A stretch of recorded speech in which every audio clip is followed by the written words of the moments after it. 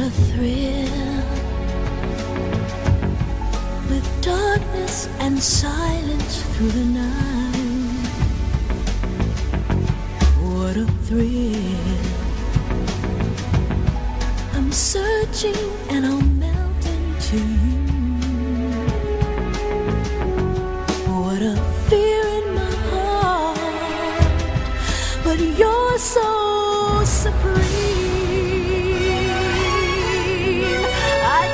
Alright, welcome back everybody to another episode of MGC Radio. This is your boy Jay, and I'm here with Knights of the Round. Go ahead and introduce yourself, fellas. What's up, Showtime? What's up? This is Will.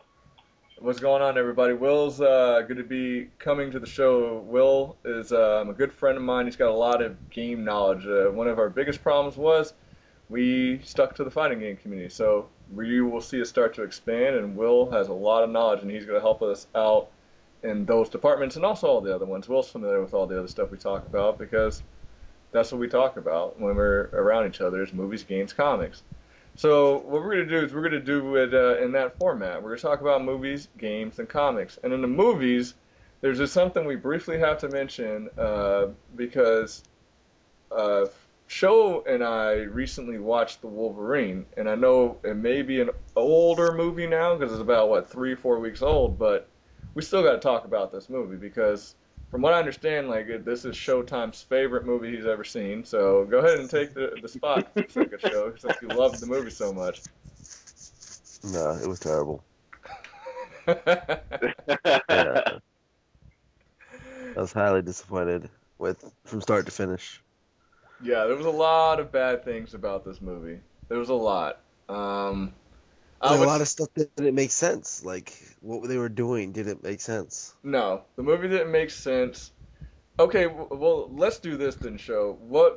I think I know the answer to this, but to you, what was the most disappointing thing about the movie? Silver Samurai. And I knew you were going to say that. And And go then ahead and tell why you brought were up, upset the point with that you brought up that the guy was holding on to the top of a train with a fucking knife. And he's going, 300 miles an hour. Yeah, that was really dumb. That was really dumb. So why were you disappointed with the Silver Samurai? Because that's what you were hype about was the Silver Samurai. Yeah, and somehow, Marvel Films destroyed it. And it's just like, that's not Silver Samurai. That's not him. It's not the revenge plot for Logan taking his woman. It's not the revenge plot for Logan being the better samurai. It's just this old-ass man wants to live, and he hops in this giant adamantium Silver Samurai suit and still gets bodied. And then what does he do that's really dumb in the suit? Why don't you go ahead and spoil that? Oh, with God. With the drill? Well, that whole process, because not only the drill, but first he cuts adamantium.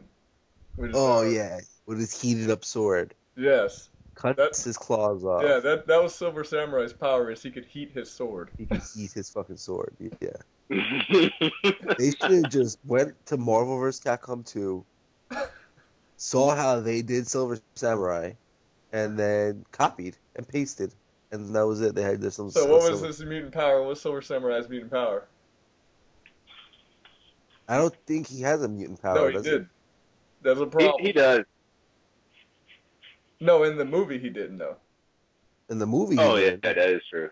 Yeah, so he doesn't use any of the tachyon filled and the things like that he does in the comics. He just heats his sword in a giant suit.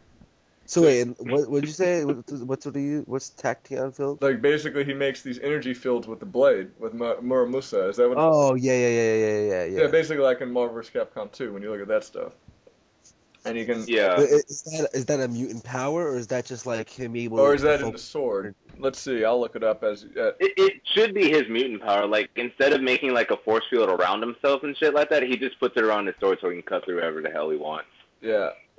But he doesn't... Even in the comics, he never cuts through adamantium.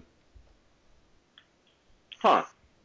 But then the drills that are going... Like, they cut off the claws, and they drill... They weren't heated. Yeah, they weren't even heated up. They magically That went. doesn't even make sense.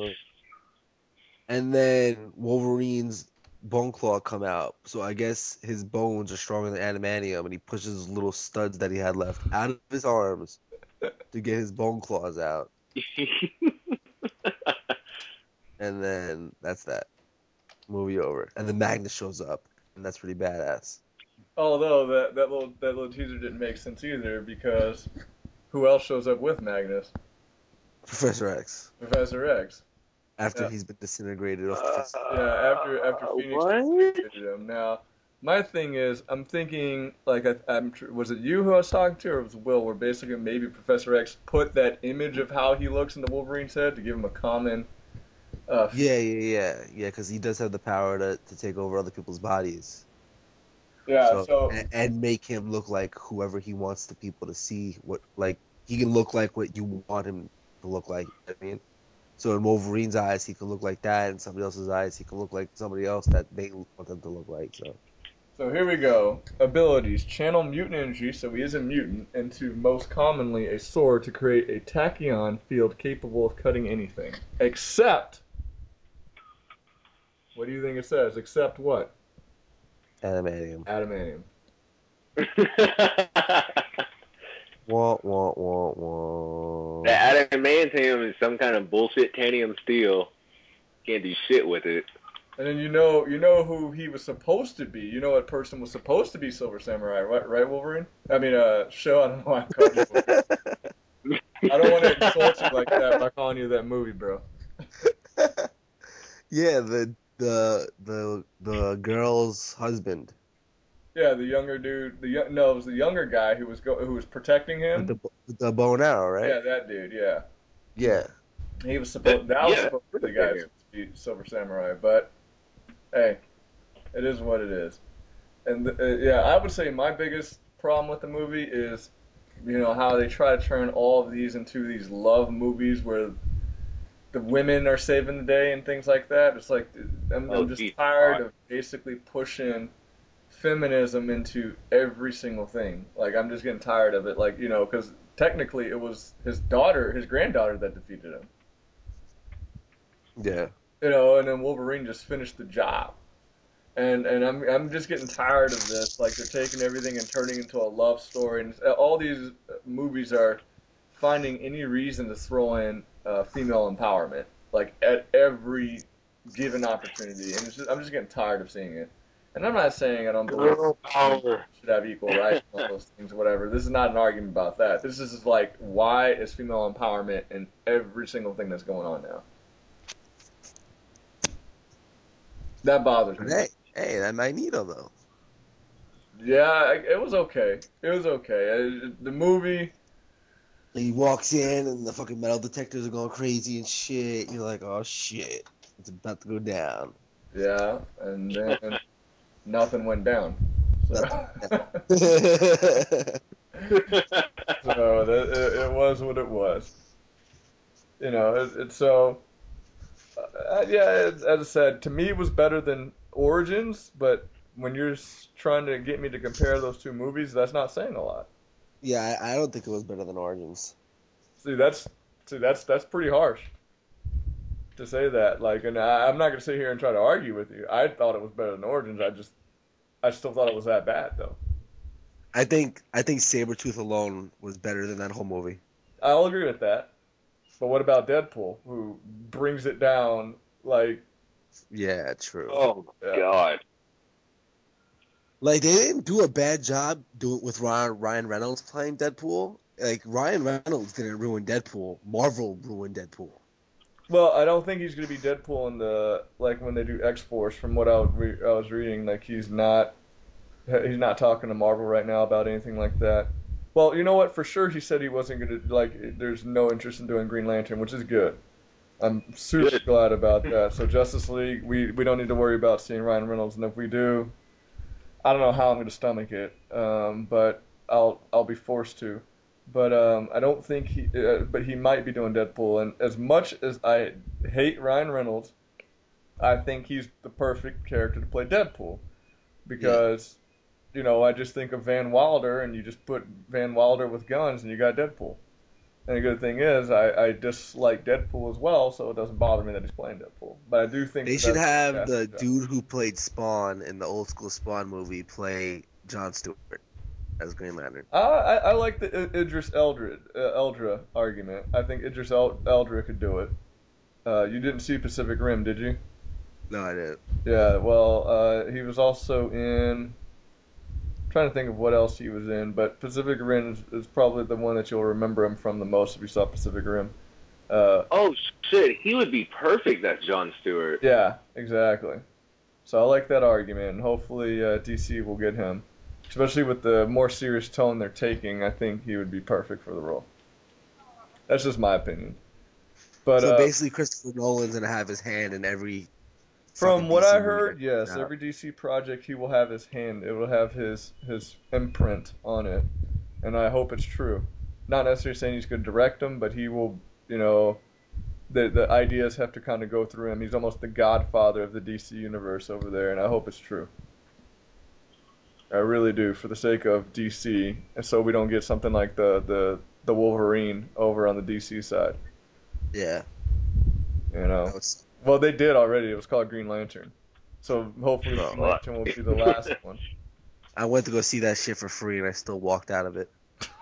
It was fucking terrible. it's kind of awful because like even when I went to go see the X-Men Origins movie, like the only reason I stayed was listening to my friend chimp out in the movie theater. Like he was pissed the entire time. Like there was at one point he was standing up, shaking his fist like violently, yelling at the screen, and no one like, even told him to be quiet because everyone like the whole like audience was upset with that movie. So all we could do is just sit back and watch, and him like just pop off about everything wrong with that movie. I hate Yeah, when the end of the movie and the audience claps, even though it was a bad fucking movie. I hate that shit. yeah, yeah. I didn't see it in the theater, so I did the smart thing. Um, I actually just did the same way I did the Wolverine, which is those free bootleg sites because that movie deserves none of my money or none of my viewership ratings towards anything because it was that bad. And that's just my opinion on a lot of these Marvel films. They just don't even deserve my eyes to be watching them and giving them any credit. So I'll bootleg them on purpose. Uh, I don't blame you, man. yeah. There was something coming out this week that I wanted to see too. I forgot what movie, what trailer I saw. It comes out this week, you said? Yeah, it comes out this week. Let's see. I'll let you know what's coming out this week. There's Elysium. Oh, that just came out. Um, Percy Jackson. Is that what you wanted to Hell no. see? Mortal Instruments, The Frozen Ground, The World's End, or You're Next. Nah, I guess it's not this week then. Shit. Hey man, I'll watch Percy Jackson when that thing goes to DVD. That movie was better than with Clash of the Titans. If you like your Greek mythology, that movie was came out about the same time as Clash of the Titans. It was 10 times better. That's sad. Well, that's how bad Clash of the Titans was, bro. That movie was terrible. You have Drinking Buddies. You have the Grandmaster, Shirt Term 12, Scenic Route. I don't think you want to see any of these, bro. Nah. When did Percy Jackson? There was like a OG like Percy Jackson like that. There was an old school Clash of the Titans. No, no, Percy Jackson's a newer thing, but when Clash of the Titans came out, like I was raised on Clash of the Titans, man, the original. So you got to understand, like we're all planning to go see this movie and everything, my family, and then the reviews came out, and I was like, damn it. So it came on HBO, and my brother and I sat there and somehow survived the movie. I'm surprised, thank the Lord that I'm here right now. But it was terrible. It was so bad. And we were both sitting there like just disgusted by the entire thing. It was that bad. Probably the Yeah. movie you want to see is Kick-Ass 2 coming out, but you didn't Ah, like, yeah. Kick-Ass 2. That's what I wanted to see. but I thought you didn't like the first one too much. I didn't like the first one, but I'll go see the second one just cause. Okay. Yeah, because I'm looking All right, at now don't hurt yourself the second time, man. Yeah, you didn't like the first one either, Will? Oh, I watched that movie for free and I still didn't want to watch it. Yeah, I didn't enjoy it at all. People were all like, "Oh, Kick-Ass is awesome," and I was like, "I don't see it. I don't see why you guys enjoyed this movie so much." It was all right to me. It was all right to me. And the girl that got to play his girlfriend was hot, so I was cool with that. But I would never say it was a great movie. It was cool. Like I met like there's some people that were like, "Oh my God, it's the best movie ever." And that movie, if that's the best movie you've ever seen, then You need to you go need to watch some more movies. you need to start watching some more movies, or you need to just go to the edge of the cliff and swan dive off, one or the other. Choose either option A or option B. And then it's kind of like the people I met who said the Avengers was the best film they've ever seen. I was like, first off, the Avengers is nowhere near the best film that's ever come out, and then it's not even to me, it's nowhere near the best comic book movie. Like, No, it was an entertaining movie, but comic book wise, there are so many things wrong with it still. yeah. Not only that, it's just as I said, I just don't like kiddie humor. I don't know if I'm the only one, but No, I know exactly what you mean, man. like the kiddie humor that Marvel plagues their films with is really disturbing because they're making these movies for a general audience and everything, and they're like, oh, they won't get anything else, so let's just use 7-year-old intellect humor here, and that's all they do. And I don't it does nothing for me. As a matter of fact, it's almost insulting whenever I watch like movies like that or Transformers with their level of humor because it's like 7-year-old humor, and that's just not funny to me.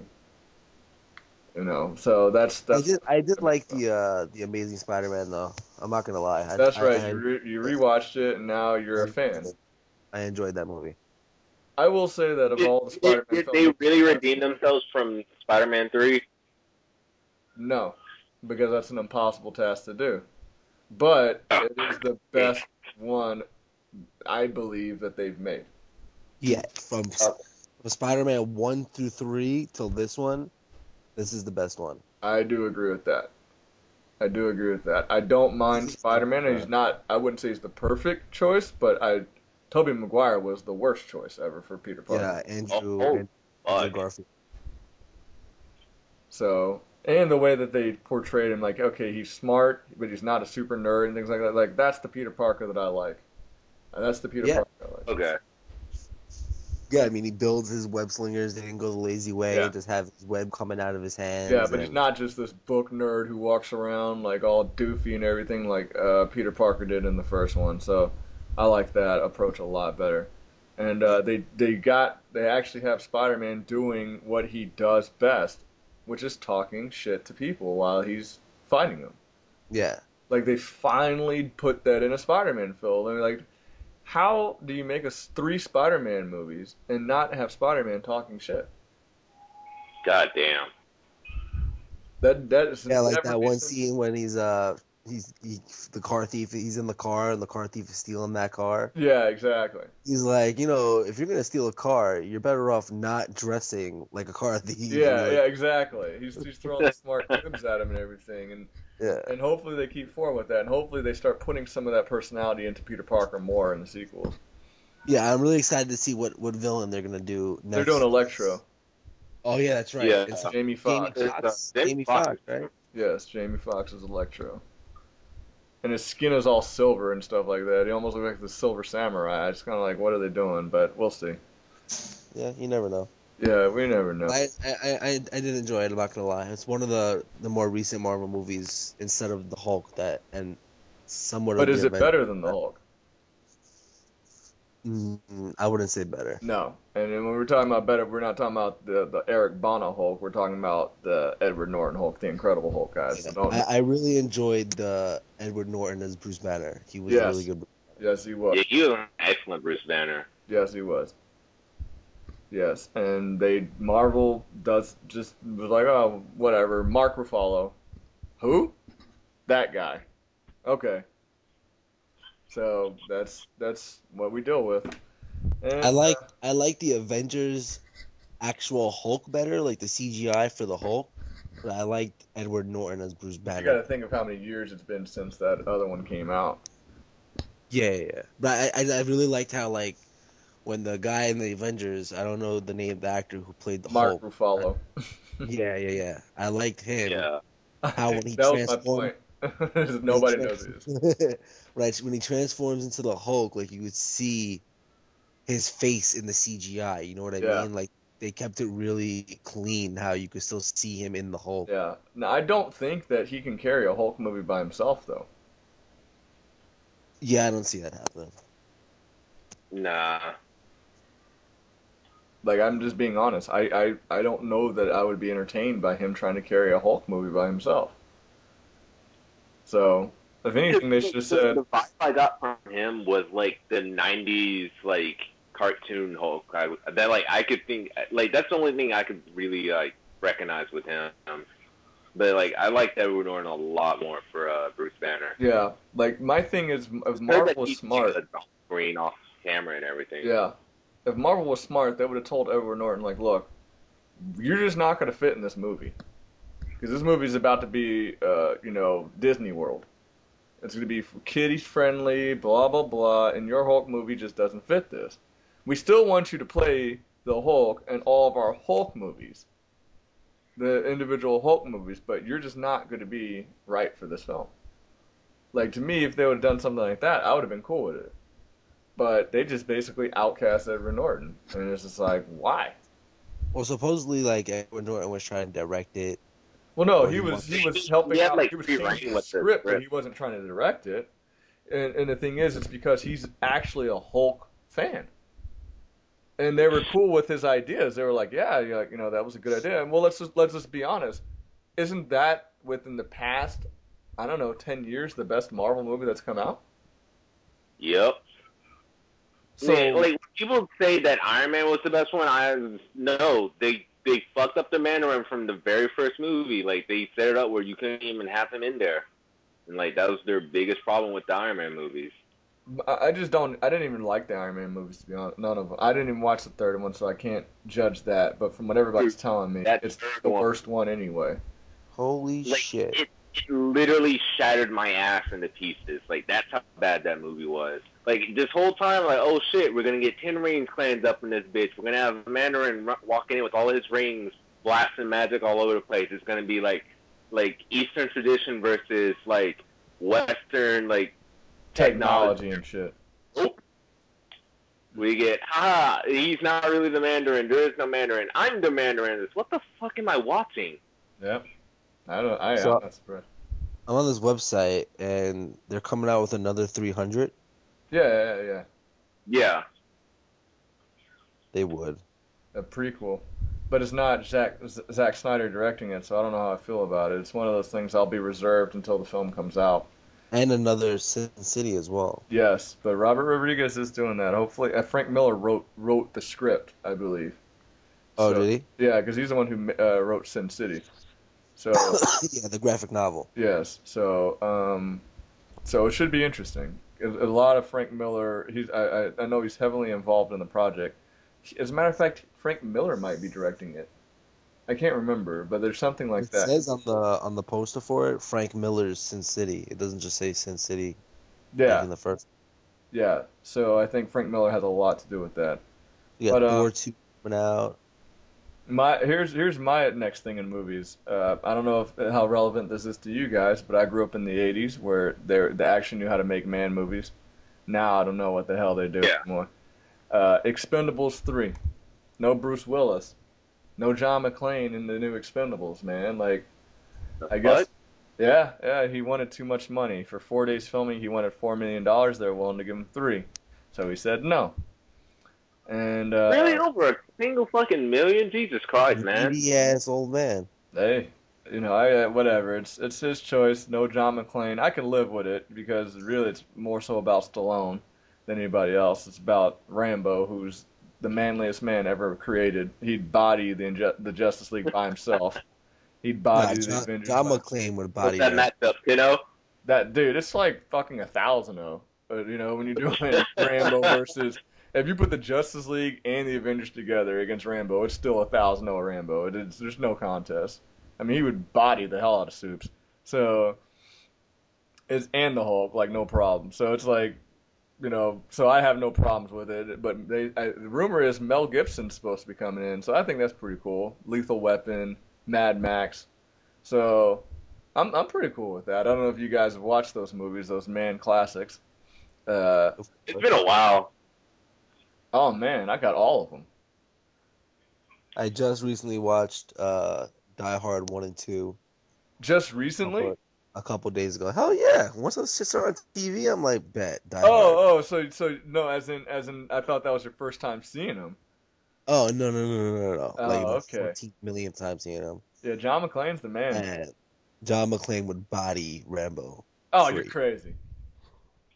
You're John absolutely crazy. McClane all day. You are absolutely crazy, man. Those are fighting words, show. Shoeless John McClane takes anybody. Please, dude. Did you watch the last Rambo movie? The newest one? Yes. No. Oh my God.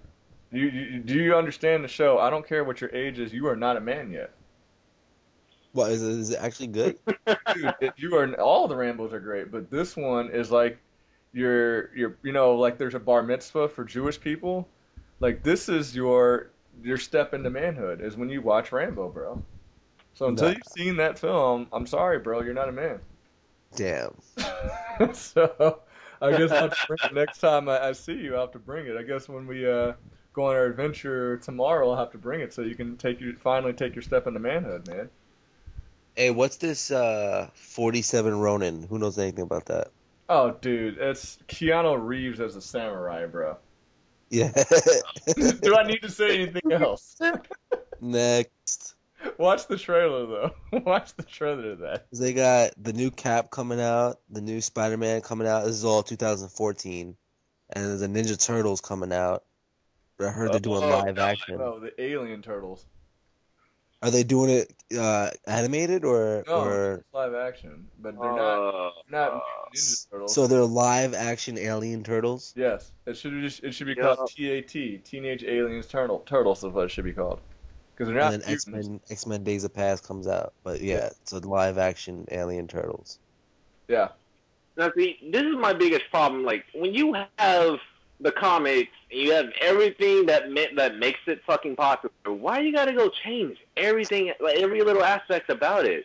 2 words. Just do Michael what Bay. people love it for. Michael Bay. 2 words.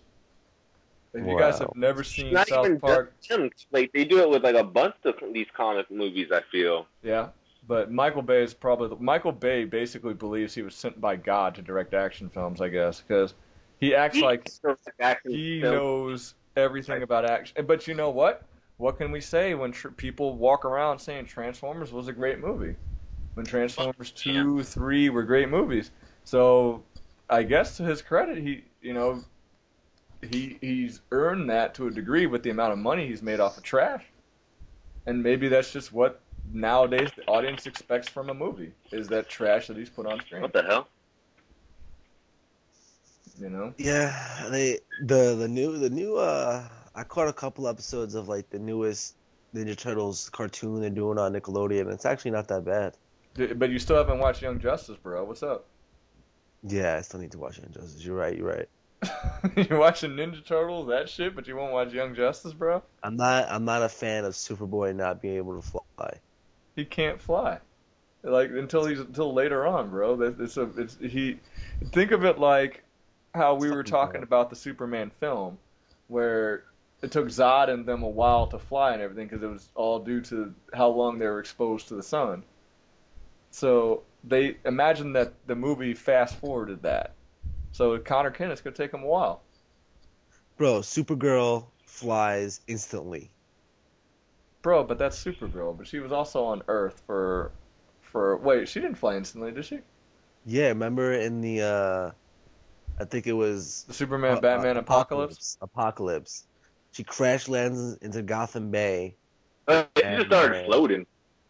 Hey, floating, flying, that's the same shit in my But fucking but eyes. Superboy eventually does in the comics does learn how to fly. So they're just Superboy's a bitch. Batman body Superboy all day. If you can't fly, Batman bodies you. Straight up. all right. Let's move on to the subject at hand here, games. So right now we got a few things we're gonna talk about in the games menu.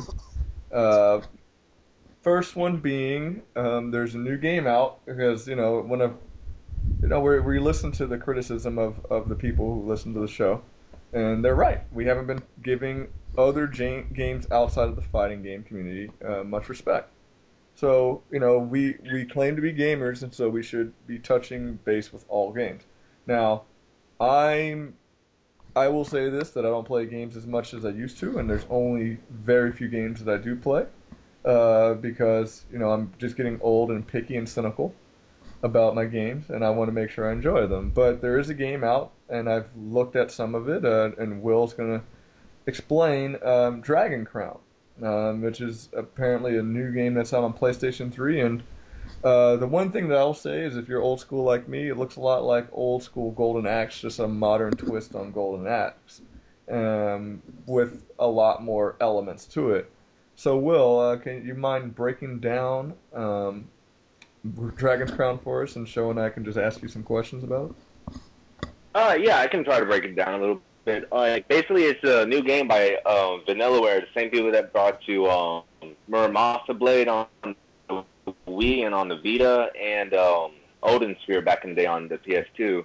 Basically, everything is hand drawn, and it's an old school side scroller beat 'em up with some RPG aspects. Like you able to you can get loot out of chests and everything. You level up. Yeah, it's like I'm playing the game right now as we're doing all of this. The game's fun as hell. Like I've probably put I think like 15, 16 hours in it because like when you go through, you have what 6 different classes to pick. You have the warrior, the dwarf, the elf, sorcerer, and the sorceress, I believe. Yeah, I think I might have missed one or something, but the Amazon. But yeah, basically, like when the game first got announced, it got a lot of flags on like Kotaku and shit, like because basically they drew their women like how they would want them, like their women to be, like lots of curves, and when I mean lots of curves, I mean like lots of up top and on the bottom at the same time, like especially for the sorceress and the Amazon, because they really have no qualms with like having like titty monsters walking around and everything, but the game, like, a lot of people, when they look at the game, they'll see, like, the sorceress and Amazon, like, oh, that's kitty shit. That's just not, like, mature or anything. Like, it's a damn video game. It's meant to just be fun. What, they want ugly women walking around and controlling ugly women? Well, see, like, that's happened earlier this year, like, with BioShock Infinite. They literally redesigned one of the characters because women are like, oh, her tits are too big. And, like, no? Here's a problem I have with that, and I know this is going completely off topic. They're talking about this growing gaming core of women that's growing or whatever. Women gamers who play the majority of these games is such a small percentage that I'm just talking strictly business here. I wouldn't worry about them, that small percent, me personally. And I would cater towards the 85 to 95% audience who's going to buy my game, which is usually like middle-aged men or younger to middle-aged men, and they like stuff like that. So for me, it's just a straight business decision. It has nothing to do with my personal preference. I'm not saying that, oh, there's a problem with women being sexualized. I'm not even start that debate. I'm just saying, like, it's almost like you cater towards your audience. And the majority of people who are going to buy this game are middle-aged men or, younger adults. They're going to be the ones buying this game. Cater to them. I think problem solved. And the game's selling well, so I guess it didn't bother them. Yeah, you know what's funny? All that flat that like Kotaku and I don't know if IGN was doing it too. I know Kotaku were doing it. They hop on any stupid ass like fad that's going on and shit. But basically, that actually helped like get it more publicity. Yeah. So there really is no such thing as like bad publicity because I know a lot of people that are like at least on my friends list and like some of my friends back at in San Antonio. Like I talked to them, like I didn't even know this game came. Like I didn't know about the existence of this game until I saw like people bitching and moaning about the character designs.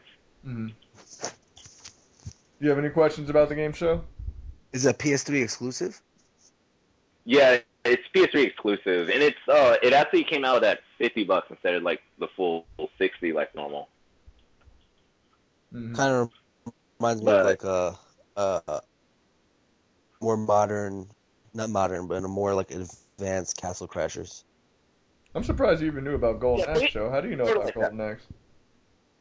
Am I Man, Golden I Axe? got to go next. Bro, I used to go in on that shit. Yeah, 'cause y'all are some youngins, man.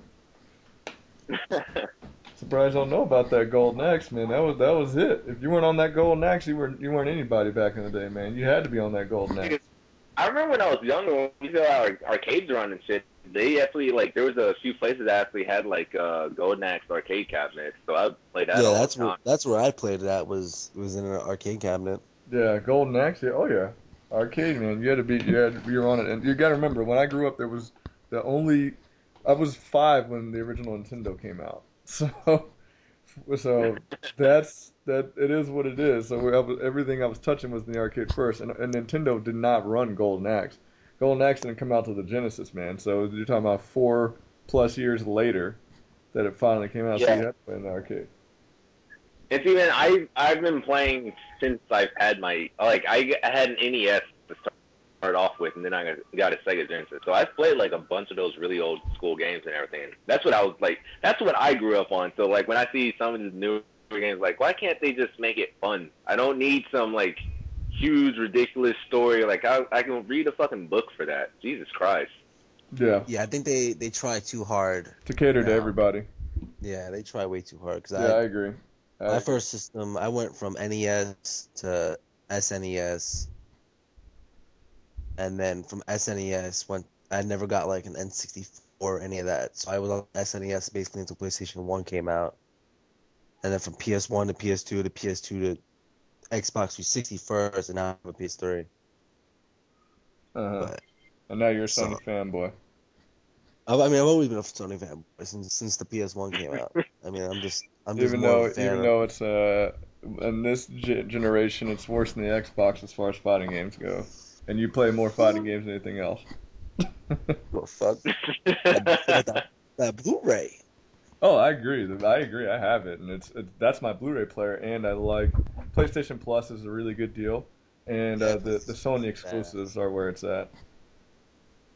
I'm just I'm just a fan of Sony. I'm just What since what my well PlayStation 1. yeah well what game has Microsoft made that looks better than God of War 3? I don't PlayStation. even like God of War. PlayStation. You may not I was like gonna it, say but I was gonna how it say Killzone, looks. but Killzone's a PS3 Yeah, exclusive. how it That's why. looks, yeah, nothing. I don't think anything on 360 has like that kind of graphic capability, to be No. honest. You play God of War 3, right, Show?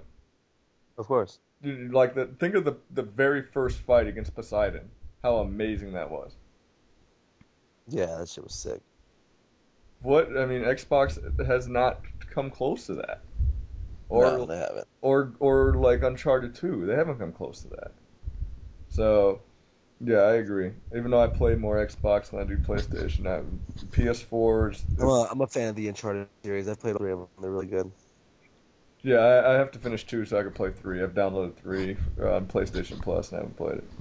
So, yeah, Dragon's Crown. Next, we have um, one that I'm excited about that I didn't mention to you guys because I'm old school. Splinter Cell Blacklist comes out this month. Spies versus Mercs finally makes its return, which I've semi-introduced to Splinter Cell and Spies versus Mercs. I don't know if you've ever played it. Oh shit, fun. Oh yeah. Yo, anything stealth action, you don't have to ask if I played it because I fucking played it. What about the online, the Spies versus Mercs? Is that the one where you have your partner and No. like Oh, oh no. Oh no. no. You need to I haven't played Spider look Mercs. up one of these days on YouTube. Look up Splinter Cell Chaos Theory multiplayer, and just be prepared to be astounded by how amazing it is because they're finally bringing that back.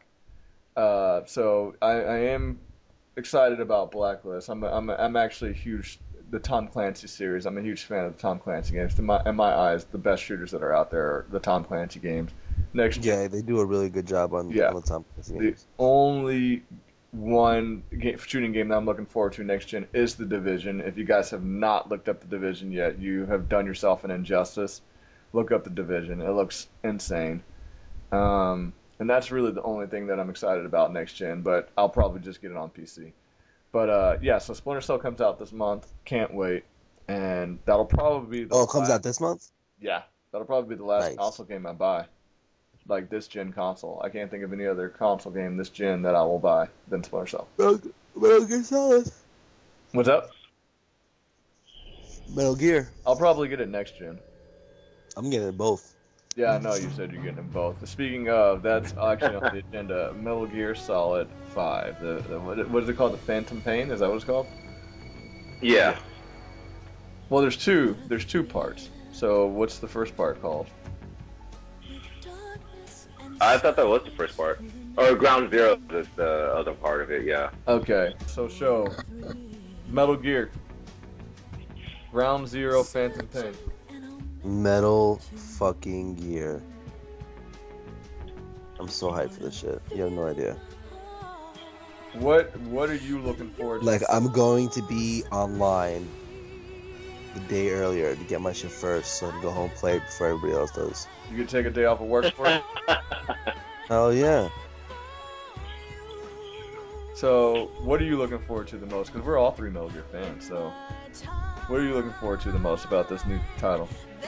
It's, you're not playing as Solid, right? You're playing as Big Boss? Yeah, Solidus, Big Boss. Oh, you're playing as Solidus? Sorry, you're right, Big Boss. Naked Snake is what I meant to say. Naked. Okay, yeah, okay, so you're playing as Big Boss. So, I'm not exactly sure where in the whole Metal Gear giant story timeline this game is taking place. Right after Peace Walker. Yeah. Okay. You see everything that developed in Peace Walker, which I'm actually playing. I was playing Peace Walker with a friend. I need to call him up and finish the game. But everything that you're doing is in Peace Walker, and the first trailer you see is getting destroyed in Ground Zero. So it lead to the Outer Haven and all that stuff. So it's in between 3 and 4. No, it's in between 3 and 1. Okay, Yeah. okay. It's in between 3 and the original Metal Gear In game. the original Metal Gear game for PlayStation 1. No. The one back on Nintendo. On Nintendo. Okay, Yes. yeah. Which I've played, and it's fucking hard as hell. Yeah, because the Like, grammar is so bad. Uh-oh, Yeah. I have fall asleep. Sleeping Oh, or Why? did you just wake up? You know, which one is it? Can I sneak by you right now, or did you just wake up? So, yeah, that was back before when they did not care about translations. So yeah, I mean, you can never be disappointed in their ability with their stories. Like, Oh, of course. Like, I know a lot of people complain about 4, and they were saying it's just way too many cutscenes and everything. I enjoyed every second of those cutscenes. Yeah, because they fill Yeah, you in on well, so much good. shit. Oh, dude. I mean, and I enjoy it, and now they're so, because of the complaints, they're cutting down on the cutscenes, and I'm like, boo. I love the cutscenes in Metal Gear. Like, since Solid 1, the cutscenes have been what I play the game for the cutscenes. That's what I Yeah. play the game for. You know, the stealth, if you're going to talk about pure stealth espionage, I still think Splinter Cell does a better job gameplay-wise than Metal Gear. If you're talking about pure gameplay. But, Well, until this game comes out, because it looks like they're stepping up their gameplay mechanics a lot. they are, but will it still top what Splinter Cell has done? I don't know. Cause Like that whole, like the little things that I'm hyped for, like how you can, like dive roll, kinda. yeah. That shit looks sick. Like you But- can dive roll into your prone stance. and Yeah, start I've seen that. crawling I've seen around. that. But we're talking about Splinter Cell where you don't walk around and magically pull out a box or magically pull out a rocket launcher and all these things. And you know, Splinter Cell is. Have you not seen the trailer for Blacklist or gameplay for Blacklist? Yes, I have. You've seen how like you can sticky shocker water if somebody's standing in water and you can electrocute them and things like that. Yeah. I mean, Splinter Cell's. But- Let's just be honest, they're on another level there, dude. With the things you can do. in Splinter Cell has a lot more gadgets than Metal Gear does at the same time. Like fucking you never catch Solid Snake walking around with anything like but guns and a bandana. Like he doesn't Well, have no, he gets night vision EMPs. goggles and all those things too. It's just I think Splinter Cell does a better job of incorporating all of those. Yeah. Now, don't get me wrong. As much hype as I'm giving Splinter Cell and props I'm giving it, I still think Metal Gear overall is a better game.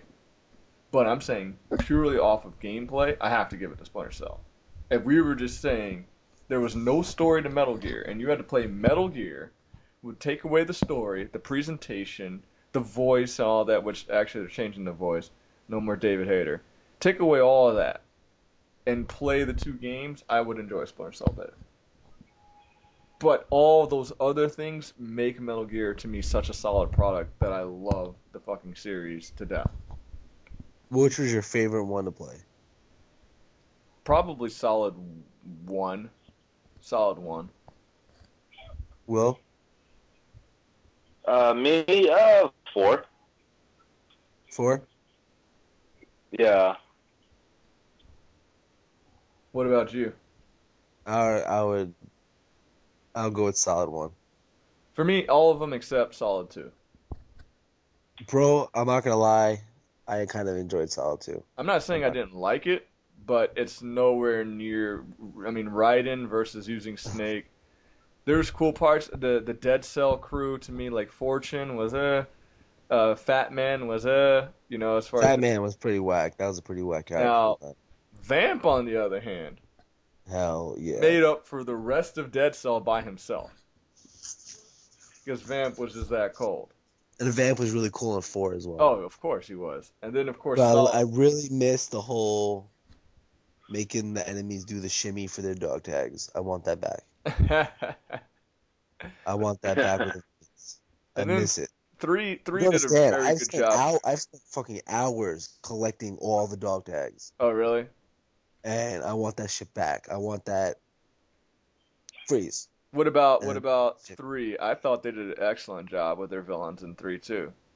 Yeah, And I think Ocelot was 3 boss. might be one of the best ones, but my favorite one was 1. Yeah, well, 1 is what brought you to the world of Metal Gear. Yeah, And so it's kind of hard to go back and everybody was perfect. Psycho Mantis, like you always talk about, where you had to put your controller in port 2, like just how innovative stuff like that was. Having to look at the back of the CD case for the frequency that you needed. Like they were saying, look for the back of the CD case. I remember looking around in that office forever trying to find a CD case, and they really meant the CD case that the game came in to get the right frequency. Things like that were so innovative for its time that it's really hard to top Metal Gear Solid 1.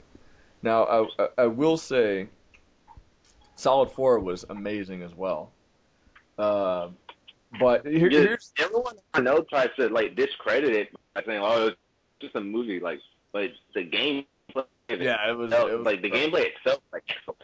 I mean, and don't tell me that you guys weren't like getting very sad when Snake was crawling through that heat shield at the very end, man. Dude, that was painful. Yeah. I mean, hell, Snake's like a part of me, man. So when you're crying through that heat shield and you just see Snake just getting burned and he's damn near dead and everything, like, dude, man, it just burns you, man. It hurts your soul, man. So, like, that's how much Snake means to me. And I will say my favorite character. One of the reasons I think I'm not as hype about MGS5, and I take that back. I take that back because I forgot he is in it. Ocelot. I forgot that Ocelot is in it because Ocelot's my favorite character. Yeah. Revolver Ocelot. And then what he I goes. really liked in 4 how you go back to Shadow Moses. That shit is a lot of fun. Oh yeah, that was ridiculous. Like he falls asleep on the helicopter, and then you play like the old school graphic MGS1, and like Mm-hmm. they keep it so original. Like the SOCOM's still in the back of the fucking truck. You still have to crawl through the same vents and everything, and then you go back and play in Metal Gear Solid 4 graphics. It's all basically the same, except for like a Yeah. little. And when Like, those Metal Gears were popping out of snow, and everything, it was just so incredible. It was phenomenal. Metal Gear Solid. and he's like, and you call Otacon, and he's like, you don't need a key card. It's 2012 or whatever, and he Yeah. opens the from Yeah. the like he opens the door. I was like, Yeah. damn. Yeah.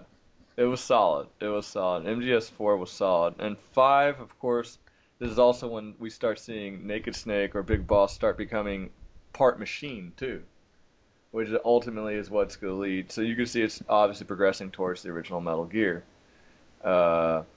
When he starts to have all these mechanical parts and everything, and they don't say much about the story, which is good. I'd rather play it and experience it. Now, I am also curious on how the Solid Snake cameo is going to work, because there's apparently going to be a Solid Snake cameo in this game. So I'm very excited about that as well. I think them going back to Shadow Moses topped the cake for 4. Yeah, 4 was. There's a lot of things. The optic camo suit was insane. Yeah, that was fucking awesome. There were so many things. How you could lay on your back and shoot and everything like that, or The fact that if you stood next to, like, if there was something on the floor, like for example, like all the watermelons that. yeah, that was sick. That was sick. So we'll see what they do in 5. Looking forward to it. Definitely looking forward to 5. Any last thoughts on Metal Gear, guys? What did y'all think of Rising? Never played Rising. Show, did you play Rising? I haven't played it.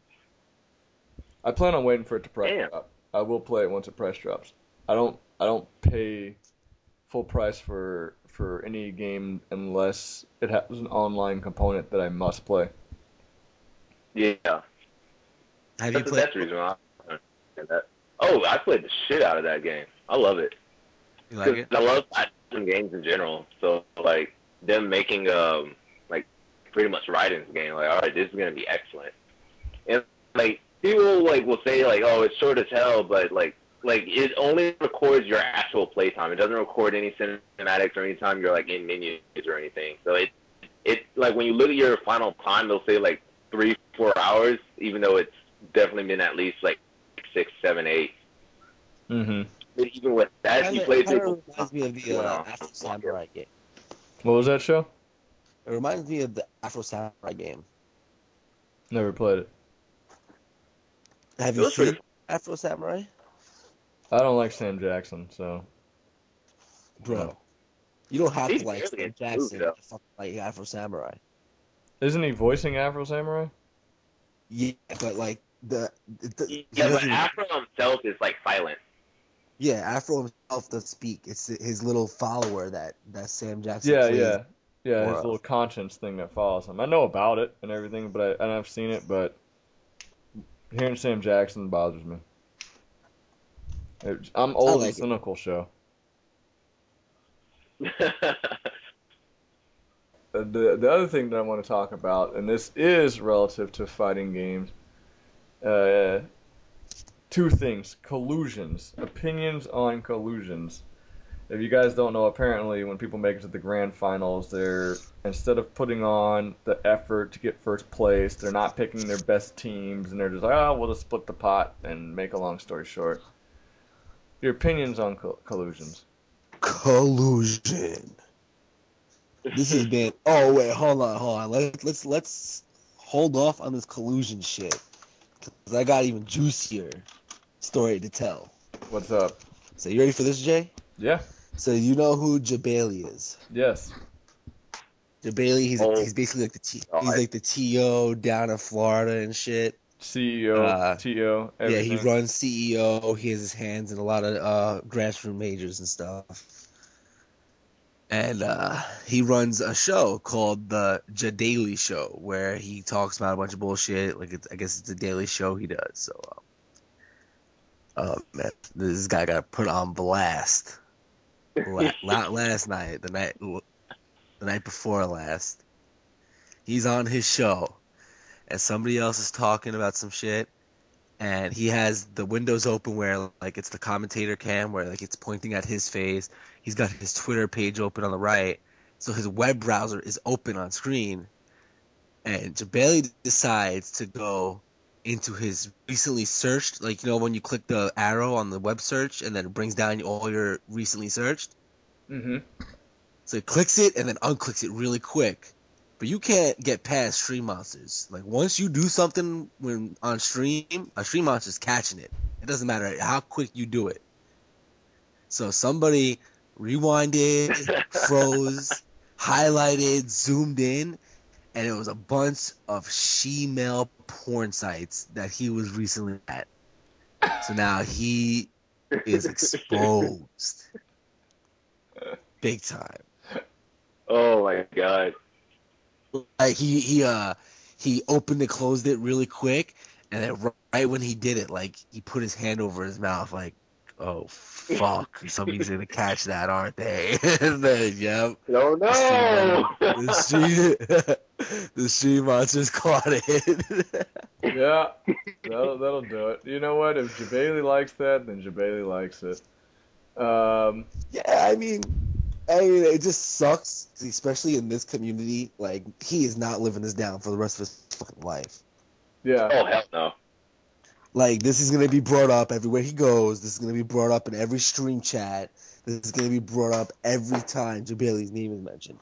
Yeah. So, I mean, it sucks for him personally, but like, I mean, he can do whatever the hell he wants. You know what I mean? Like, Yeah. he can look at whatever he wants, whenever he wants. But Exactly. it just sucks that it had to happen in this community because it's not ever gonna leave. No, this community is not very. Because it's not like he's not a big part of it. Yeah, they're not very open to stuff like that. And like, if he wasn't like a big name in the community, it'd be all right. But since he basically runs some of the grassroots, like, he ain't ever living this down. This is gonna haunt him for the rest of his life. Yeah. Yep. But back to collusion. I just wanted to. I thought that was pretty funny. I 'Cause there's like that. I like that transition there. So that was nice. people who are photoshopping actually pictures of this shit. It's pretty fucking fun. Well, what about? Do you feel cheated when they make it that far and then you're expecting to see this high quality match and they just randomly select people and things like that because then you know that they're not putting all their heart and effort into it? Do you feel cheated? Like, me personally, Yeah. yeah, I say so. Like, like, for example, Texas Showdown. Like, all I entered at Texas Showdown was MK, but I stayed for the finals. And I'm watching Top 8 of Marvel, watching it. I could have went home, been chilling. I stayed there and watched it, and then come be it, first match, Texas Showdown Grand Finals, Justin Wong versus fucking Chris G. They random select. Yeah. Like, what the fuck? Mm-hmm. Nobody wants to see that shit. Nobody wants to see you do random select. You know what I mean? Well, and I will say this: there were some people who were cheering at Texas Showdown when they did that, Yeah. and so we're in this community where we're kind of split. Personally, it doesn't bother me. You could do what you want to do. So personally, it doesn't bother me. Like, I'm not gonna hold a vendetta against it. I'm not gonna feel disrespected. If I couldn't beat you and you make it to the grand finals, do whatever the hell you want to do. You know, Yeah. like, so that's kind of my opinion about it. I can understand But if you're random running the select? tournament, though. I will play devil's advocate to myself. If you're running the tournament and everything's about viewership and things like this, of course you care. You know, because that makes your product look like a joke. But so I will say that I can understand it from that perspective. But even if I was a TO, like, and I understand that that's bad for business, personally, it still wouldn't bother me as far as their decision to do it. The only part that would bother me is that it makes the business look bad. And so because I'm tied to it as a TO through business, that's what would make it look bad. The competitiveness of it, because if they decide that that's what they want to do and nobody beat them and you let these two people make it to the grand finals, what can you do about it? Yeah. And to be honest with you, it to me it was a little interesting because it broke up the monotony of Solfist, Solfist, Solfist, Solfist, Solfist. We all expected Chris G to win, and he did just that, right? And so that's my personal opinion. What do you think about it, Will? Me personally, I don't care too much because when I hear like, oh, well, I feel cheated out of watching this like exciting game, like I just think back because I'm a Spurs fan, so and when during that game when it was like it was earlier in the season, it was Spurs versus Heat. I decided I'm gonna rest my best players. They need a break. We've been on the road for like a few games now. They're tired. They need to rest up so they don't get injured and shit. So he puts in like just like his second like the bench and shit. Like game was a solid game. Like Spurs lost by like 5 points. Yeah, it was a After close game. fucking Howard Stern or whatever decides, well, I'm gonna fine you for not playing your best players. And I'm like, but why? We almost still beat you with the fucking bench. Yeah. Now, when it comes to that, here's to me, there's a difference because I understand that you're selling tickets on the assumption that you're going to have people wanting to see these matchups, and it is but in the fighting game community, these players are not getting paid. They don't have contracts. They have contracts with their sponsors, and so the only people that they need to satisfy is their sponsors. Now, if the fighting game community was this entity like the NBA, and these people were under lucrative contracts and things like that, and they were doing it, that's one thing. But when the pot goes, how does the pot breakup go? 70, 20, 10? Is that how it goes, Show? I think it's like Either 70-10 or they do 60-30-10. So when you're doing things like that, and there's that big of a difference between first and second, well then, yeah, I mean, they're going to collude because some of these people, this is what they make their money off of. And yeah, you can just say, go get a job, but that's what some of them do. This is their job, and they take it very seriously. So if they, if it was something like that, I guess I would see it more, but you're streaming it for free and you're complaining. And then my answer to that is just beat them and don't let them get to the grand finals. That's one solution. Beat them. Another solution is make a prize that is bigger than the money, like the World Series bracelets in poker. And if you have a prize that they want due to the prestige it brings, like the World Series bracelet in poker, then people wouldn't be doing this stuff. Like if the TOs would start, using some of this money or having some of these sponsors give real legit prizes like that instead of a fight stick when people who are winning the tournaments already have 20 fight sticks, like start giving them a real prize where it's like, yo, I want that prize. There's things like that you can do, I think, to make this thing go, a lot smoother and make it better. And that's my opinion of the whole idea of collusion. Like, see, I think that's where MLG really MLG won't ever have to deal with collusion because not only do they do that, I forgot what the fuck it's called. It's like the rule where, say, me and you, Jay, me and you are in a tournament, we play our set, and it's first to 3, and I win 3-2, and say we meet back up later in the tournament or in top 8. The set still stands, me 3, you 2, and I have to get to 6 before you do. You know what I mean? Mm-hmm. The continuation rule. Mm-hmm. So, like, if I'm in grand finals and I lost, and I'm in losers and I lost to the guy 3-0, there's gonna be no collusion because I gotta win 6 games before he wins 3. You know what I mean? Like, yeah. And then plus they have the giant money payouts, included with these giant glass trophies. Yeah.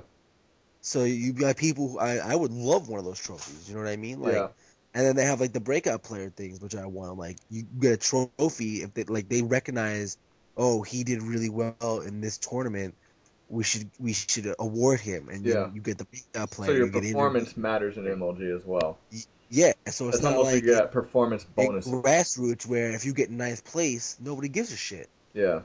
Everybody's like, oh, he just got 9th. He didn't place. Who cares? Where at MLG, you get 9th, but you beat people who are notable. They notice that, and they hand out trophies for that shit, which I respect. Yeah, so there's performance-based awards, and that's what I was talking about. Like, if they switch to some type of performance-based awards that you couldn't put a price on, then that would help out as well.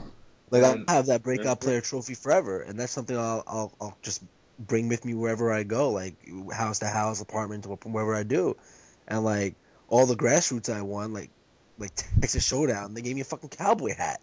Like, I don't give a shit about a cowboy hat. I don't need another goddamn hat. They gave me a cowboy hat. And that's with a Mortal Kombat pin that they probably made at Walmart that morning.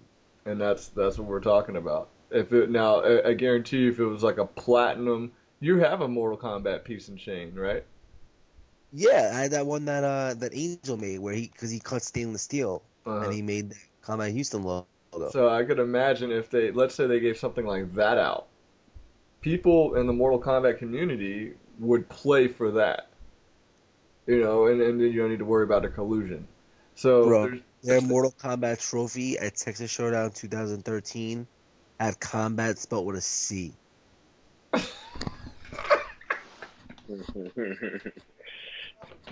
It said Mortal Kombat Champion with a C. exactly. I kind of didn't even want to. Profound sadness. Exactly. Profound sadness. And I was like, "What the fuck, Chris? It's spelled with a C." He was like, "I know. I spelt it. When he went to the trophy place, it was spelt with a K, but I guess they were doing him a favor and spell checked it, and they didn't really check the trophies till the day of Texas Showdown, and their fucking Mortal Kombat trophy was spelled with a C." And there we go. God damn. And that's what we're Yeah. saying. Like, if these prizes that came with it were a lot better, then you would have no collusions to worry about because people would want those prizes. And to me, when esports, and I don't even know why they call it a sport. To me, it's not a sport. Football's a sport. This is not a sport.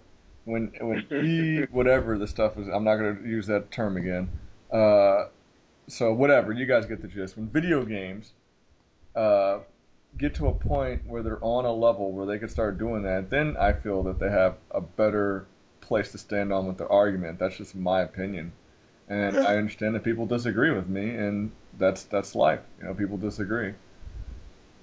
Like we can't sit there and blame the players when there's an obligation of the TOs and everybody to fix I this think I well. think a lot of these TOs need to go to an MOG event and see how they do their tournaments and kind of take notes because like it's the most official thing I've ever been to.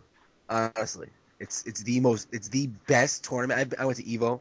I went all last year traveling, Devastation, Final Round, NEC, Texas Showdown, fucking, and then I went to the MLG circuit, and nothing beats those MLG circuits. Their venues, it's fucking AC'd. Like, that's huge. Like, Yeah, AC alone tops the cake for me. You know what I mean? Like, yeah, every setup has a mix amp at it, where at some grassroots, some of them will, some of them won't. There's not one or two casual stations. MLG has 30 fucking setups just for casuals alone. yeah, And then they start pools. yeah, And it's just like, I mean, of course, it's hard because it's harder for grassroots because they don't have these sponsors that MLG has, but that's what you have to push towards. You can't have a yeah. You grassroots got to. that's running for 15 fucking years and have one casual setup for a game. Yeah, and that's you're right, and I think that's the key is that it's got to become an expectation of the FGC, and who do you hold accountable for it? The company that you're advertising their game for them. These companies have a lot of money, and they need to start doing more than just stuffing pots. And so we are as much to blame for these collusions, in my opinion, as everybody who's a part of them, because we're not making it to where there's no need not to collude. We are not. We're Yeah. not holding. There's no accountability on anybody else but the people playing the game. And I'm like, no. You could put it on TOs. You could put it on these game companies. That's free advertisement for these games. How many of you guys have watched a game on stream and said, "Yo, I'm gonna get that game"? I've Yeah. done that, right? When you see a And play, not just fighting games either. exactly. So we can say that these game companies that are making a lot of money, especially like a company like Capcom, who makes a lot of money, they can do things and help support and make these circuits more efficient, things like that. So we've got to put the accountability on everybody. And then I've heard arguments that well, we need to ban players like Chris G, and I disagree with that. I don't know how Yeah, you I, guys feel. I If completely and they're disagree with like that. the FGC can survive without Chris G and blah blah blah, and I'm like, well, and they're like, and I'm not even saying names because to me it's not even about the name, it's about the argument, and because they were saying, he's just a regular ass person, he's not a celebrity. Well, ultimately, Yeah. all celebrities are regular people, but fame is put onto you by followers and other people. So in this community, Chris G is a celebrity. Like whether you want to accept that or not, he is a celebrity in this community. Some people love him, some people hate him, But if you claim to be a part of the fighting game community and the name Chris G comes out, you know who he is, you know how he looks, and you know Soul Fist. Right? So Bro, my girl knows who she is. exactly. And I remember when I brought that case to you, you were like, my girlfriend knows who Chris G is. Exactly. He's a celebrity. Yeah. In this community, he is a celebrity. And the thing about it is, and I'm going back to Texas Showdown here, because some people watched Texas Showdown because they knew who was going to be there. Chris G. He added credibility to the tournament. And so, in my Yeah, remember I told on the Mortal Kombat stream alone, where Chris G isn't even really like Chris G plays in MK, but he's like he's Chris G. They dropped 300 viewers when Chris G got eliminated. Exactly. Just So from Mortal Kombat. he is a celebrity in this community. In this niche community, Chris G is a celebrity. And celebrities, whether it's bad publicity or good publicity, it's publicity and it draws. There's a draw factor. When Chris G and Justin Wong came to Texas Showdown, it created a draw factor. So even as a TO, I would understand that. Whether I agree or disagree with what they're doing, I would understand that there is a draw behind those names. And that's why, as I said, like, you can't ban these players. Had Chris G not come to Texas Showdown, I don't think it would have gotten as many views. And that's the other thing is, like, you know, because there's no real sponsorship going towards the TO for these views, they really don't care about the streams as much because they're not getting paid because of the streams. But it does give them credibility. And it's going to make Texas Showdown bigger next year, which means ultimately it's advertisement for your product that Chris G is giving you, that Justin Wong is giving you, that Jian is giving you. And so in my eyes, we have to remember that as well. And that's just me being completely objective. Like, this is my opinion, thinking objective. Emotions completely out of the picture. Because when I think about this stuff, I don't put myself in the situation. I'll try to look at it from a, outward perspective. And that's just my But I also don't like how like some TOs and like how we were talking about how even though we're all fighting game players, Mortal Kombat players, Injustice players, Street Fighter, Marvel, King of Fighters, we're all separated. Like it's not one big fucking community And anymore. You know that's what I that's mean? one It's of the like reasons why esports isn't, or I use that word again, why video game, fighting games, whatever, aren't as big as they should be because of the separation. it's Yeah, everyone kind of just puts themselves imagine I into went like to a it's like tournament and Filipino champ actually knew who I was. You know what I mean? Or like Justin Wong, be like, oh hey, what's up, Showtime? Like these guys don't even look at me like they know my face. You know what I mean? Like I've seen them at almost every tournament I've been to. I've seen these guys over 7 or 8 times a year, and it's like I'm just another guy. They probably think I'm a fucking spectator. You know what I mean? Yeah, Like they don't or a know. spectator or a pop monster, you're one or the other. And Yeah. So it it's is. like, Go ahead. no, go ahead. No, I was just gonna say it's a problem because what it is, it's almost like a gang mentality. Like we're the it Capcom is. boys. Oh, well, we're the NRS boys. Well, why don't we meet up on the block and settle this like men like our and then you have back in the back, we're the Arc Systems, the small gang that's that can't It doesn't compete. go to their own fucking And tournament. and then even worse, we're the SNK boys. They're small little group, and it's like you said. And then the Smash people, they're all dorks.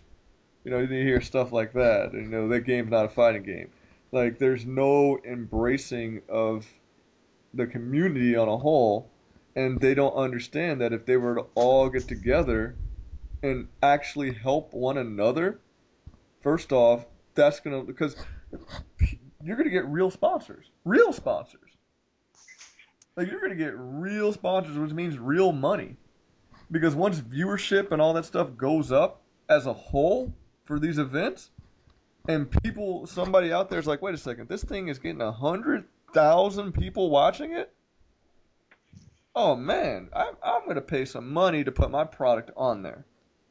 Bro, there was a Dota 2 World Championship going on the other day. That shit had Oh Jesus Christ. 400,000 views. Yeah. Why do they think StarCraft pays out $250,000? Yep. Because the community comes together as a whole, they recognize like, well, the only way our shit's gonna thrive is we're all like supporting it instead of fucking sectioning themselves off and like just small little groups and shit. You're absolutely right, Will. And here's the thing: as much as the FGC hates on the Smash community, I think they're the most organized, put together, supportive group out of all the fighting games. And I don't even like Smash, Yeah. but I gotta give props where props are due. I mean, even in like just the Capcom community alone, like when you have like the foreigners that fly in, they don't hang out with just your regular Joe Schmo Street Fighter player. They hang Yeah, out with Justin Wong. there's a hierarchy, the Capcom Yeah, it's hierarchy. like where I respect the NRS community, where like when I go to a tournament for Mortal Kombat, I know everybody. Yeah, And like when we have our hotel room casuals, it's not limited. Like you watch that match versus Chris G versus Nemo, and you hear Filipino champ saying in the background, "Oh, no random people in the room. It's just the people we know." yeah, Where NRS, it's like, "Oh yeah, come on in." You know what I mean? We would yeah, have a room where you can't even fucking move. If you could fit, you're coming in. yeah. Yeah, the members only style things and stuff like that. Although, as I said, I've told people this before. You know, a lot of people hate on Chris G. I will say this: at Texas Showdown, he was talking to the spectators and all that stuff about random games and all those things. Some of those games I've never even heard of and all that stuff.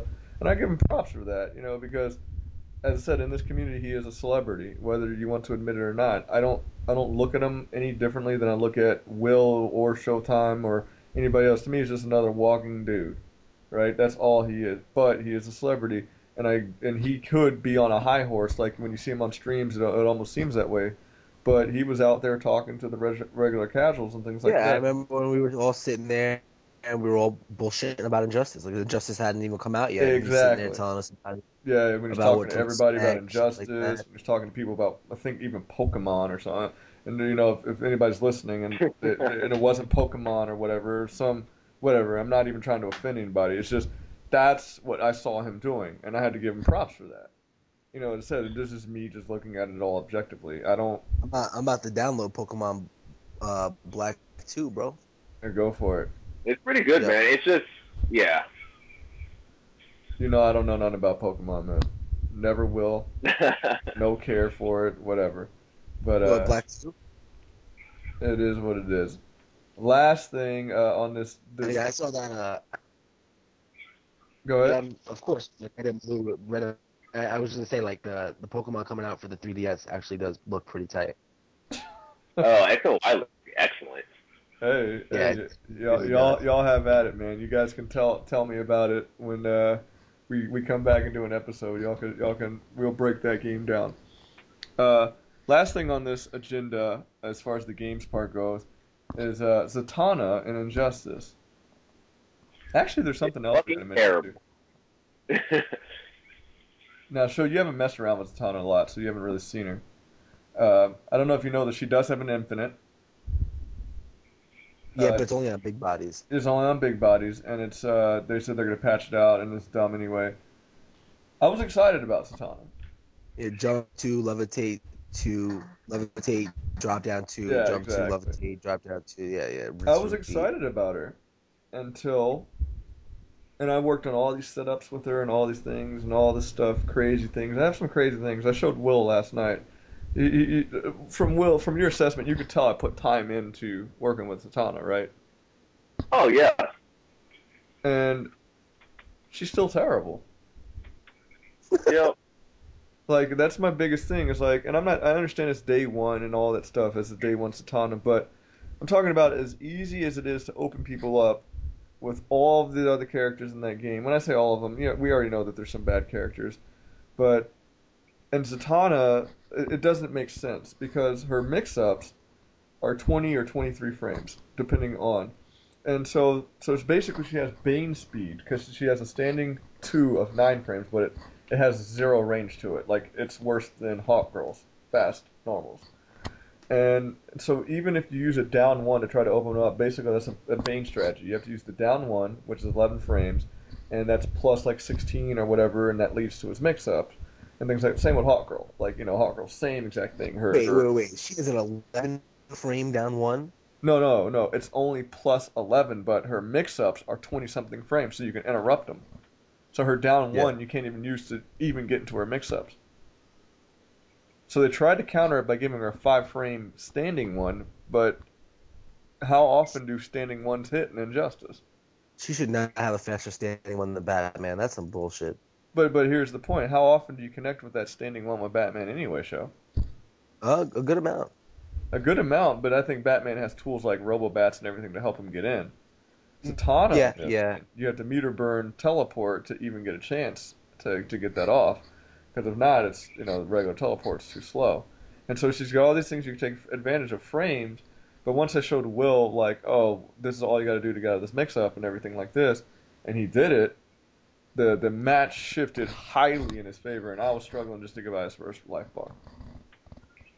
Like, Yeah, there should be no occasion where Grundy is faster than somebody with a fucking normal. Jesus Christ. yeah, like I was already in mid overhead, her back two, which is like 23 frames, and Will threw out a ducking one with Grundy, which is what 11 frames. Is that what his ducking one is? Yeah, 11. Rushing one, I think. Yes, 11. And he beat me when I was already in mid move. Like that was like the end of it. I was like, okay, she's just completely free.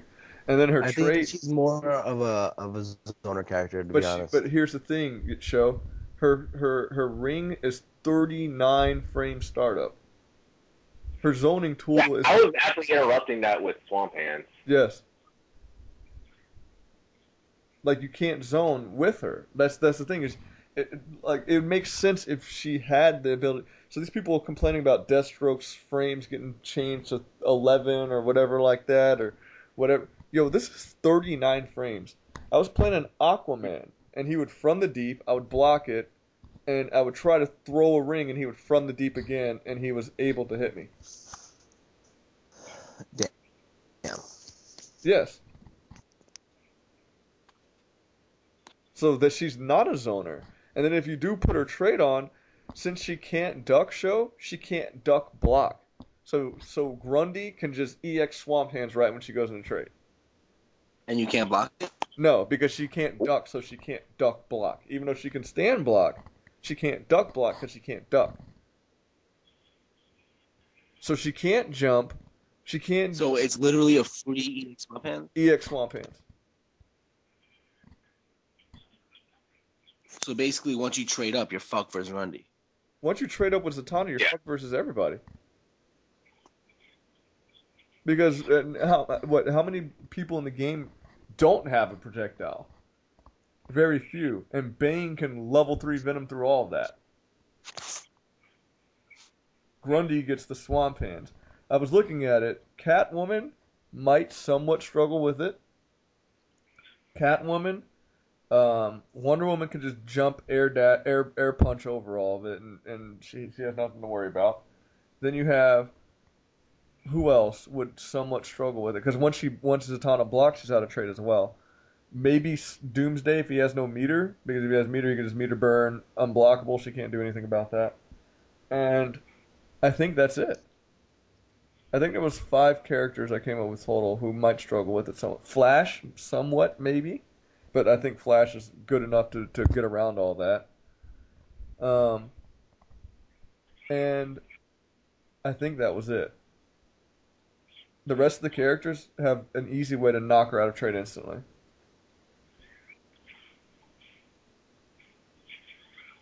So Bro, I'm not 100% done with her as far as my evaluation, but right now I'm leaning towards low tier. Especially once they fix this infinite.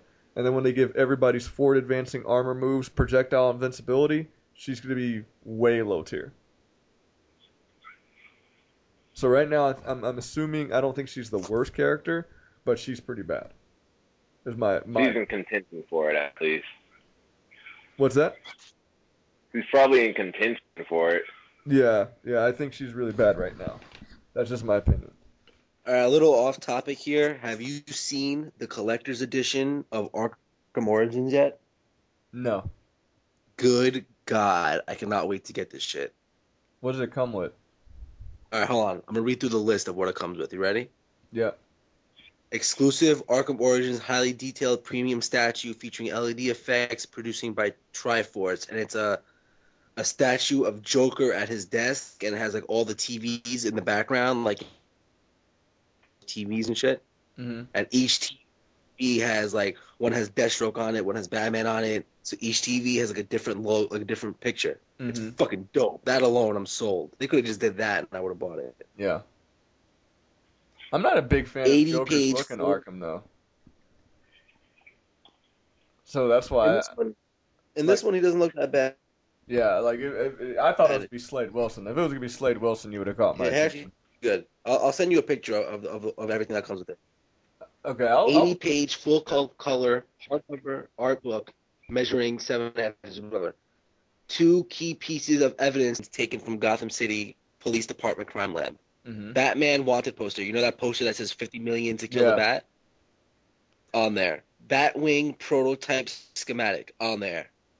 Anarchy logo stencil. Glow in the dark map of Arkham City. Wayne family photo.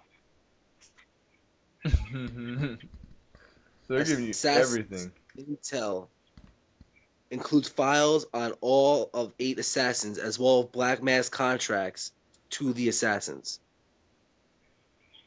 Right now, what are the assassins we know? Bane, Stroke, Deadshot, and Copperhead? And Joker. Yeah. Is Joker one of the assassins? Yeah, and Joker. Okay. But you get files on all 8 assassins and the contract that Black Mask wrote to each assassin. How much does all of this cost is the golden question. Hold on, I haven't got up to that yet. First appearance Batman skin just looked like Batman did during his first appearance in Detective Comics number 27. Deathstroke challenge pack. Unlock the ability to play as one of the world's deadliest assassins. The world's deadliest assassin. I need to get that correct. It comes with a Blu-ray, but I don't see. It's not telling me what Blu-ray it comes with. Oh, $120. Yeah, I'm not getting it. Not getting it. So that made that easy for me. Not The art book spending. looks pretty cool too. It's a Blu-ray with Joker's face on it. I can't read the fucking title for it though. I don't know what it is. If it was like a Deathstroke statue, then I'd be somewhat interested. But I think the Joker statue kind of throws me off because I don't like his look in Arkham. Yeah, you're a hater. Dude, new 52 Joker, all about it. Arkham, no. So, not gonna get It it. looks so dope though. Like he's standing up at the desk and he stabs the knife into the desk, and he's like all these suitcases open with money coming out of them. I'm gonna look at it. But I don't know that I'll be sold on it. Yeah, I'll send you the link. Just due to the Arkham artwork. Yeah, that's our take on old Zatanna. And I don't know if you know this show. They did find the Man of Steel Zod in the Zatanna files. That's Yeah, cool. I saw that. Yeah, so no more. And they're No probably more. still going to charge people. What's up? And they're probably still going to charge people for them. Yeah, of course. Well, they did that with the Amicami girls. So, but that also means no more Backstreet Boys Zod, which is good. Yeah, for sure. You know, that to me, that's the best news that I've heard about General Zod is that I can actually maybe look at him now and in a way that I've yeah, I can possibly look at him without just being like, what the hell is this? Because Backstreet Boys Zod, it really throws me off, dude. I can't do Backstreet Boys Zod. So I'll probably look at Zod once they drop that skin, and I'll take a better look at him. But what about anything in comic news? Anything new? Oh, you just finished Red Sun, correct? I finished Red Sun. I read that first Blackest Night book. Yes. Yeah, so like I was saying, I really enjoyed the Red Sun read. The art was really good. Batman was a really cool character. How he was sort of a villain. If you look at it as Superman being the hero, he was a villain. Uh-huh. And like the whole like, it's basically like those Marvel what ifs. Like you ever hear about those, Yep. Jay? Like how like it was basically like a Marvel what if, but with DC. Like what if he landed in Soviet Russia? and Lois Lane, like spoiler alert, Lois Lane ends up marrying Lex Luthor, and she's Lois Luthor, and Batman's like ends up becoming president. I mean, Superman ends up becoming President Superman of Russia, and him and Brainiac are a tag team and shit like that, and it's just That's badass. pretty It was cool. a really good, yeah, it was a really good read. It really was. What about Blackest Night? What do you think about Blackest Night? Well, I've only read that one, and I know there's seven I need to read. But out of the one I've read, I'm loving it. It's awesome. Yeah, I finished all 7 of them, and I would say it was very well put together. I'm not a big zombie guy, but it still did it was still a great read. So for me to say that, and people, I've explained it before that I just don't care for zombies. Um, as I said, I'm getting old and cynical. So but it was a solid read, and I think this more so goes to define why I tell everybody, because usually when I talk to people about comics, it's people from your age, and why I tell them Hal Jordan is Green Lantern, not John Stewart. Hal Jordan's the man. I mean, yeah, you Yeah, guys grew up. John Stewart all day, bro. Yeah, you guys grew up with John Stewart from the Justice League cartoon and everything and all that stuff, but Hal Jordan might be one of the strongest characters ever created in comic book history.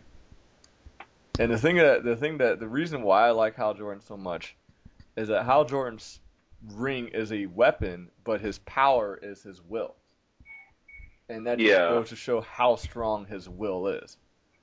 Now I understand that the situations like where they've made John Stewart where his will was more powerful than the ring could even manifest. Like it's basically said willpower too strong and everything. But Hal Jordan's proven it time and time again that Hal Jordan is the man, and that's why I'm Hal Jordan all day. Uh, but I will say, for the sake of the Justice League movie coming out, I think they need to do John Stewart. Yeah, absolutely. So I will say that. But Hal Jordan all day.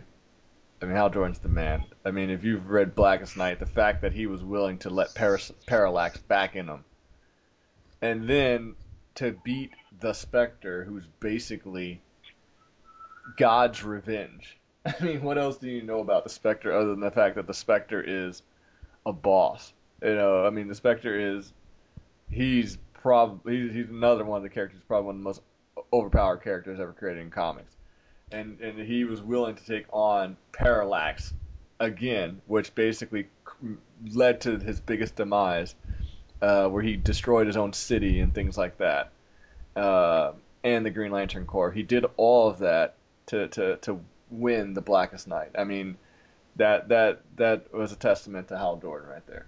I mean, and how amazing Hal Jordan is. And if you've been keeping up with the New 52s, what he just did in there was incredible too. So Hal Jordan all day. But but yeah, I read and then I read Brightest Day, and show I said I'll let you borrow Brightest Day so you can read those. I like Brightest Day. Part of me likes Brightest Day more than I like Blackest Night actually. I'm not saying all of me, but part of me does. I thought it was a smoother read and stuff like that. You don't need to switch from book to book to book like you do with Blackest Night. It's just read it straight through. So it was an easy read. Yeah. But I did enjoy it. And if you guys don't know anything about Brightest Day, it's the 12 people that were resurrected after Blackest Night, which is like I Aquaman. also picked up the Flashpoint. Oh, wait, not. So we all know the Flashpoint Paradox came out. Yeah, there's a couple of different Flashpoint books you can get. So after the Flashpoint movie come out, I was bound to get that Batman one to see the story, and I actually found it. I didn't have to order it online and wait for it to come and all that. So I just found it, and the story of like Deathstroke is in there, and it's fucking badass. And the story of Dick Grayson's in there, and how Dick Grayson his story goes on in the Flashpoint universe. But then Batman explains the Joker and Hmm. explains how his mom actually becomes the Joker, how his wife, I should say, how Thomas Wayne's wife actually becomes the Joker, and it's not just like how in the movie how you basically have to guess that it was his wife. Yeah, It's like it explains it. yeah, with the little hint of her just laughing uncontrollably. Because even my dad thought the same thing I did, that she just lost sanity for a split second, and maybe the Joker had something to do with it. Like he was guessing things like that too. I mean, yeah, once you said it, I was like, yeah, I should have got that. I'm an idiot. I put it back on me. But But Yeah. yeah, it was like, so she's in depression after Bruce dies. She doesn't talk. Okay, well, She's gonna basically stop just in listening a right now depression state. 'cause I No, haven't. I won't spoil it then. I won't spoil it then.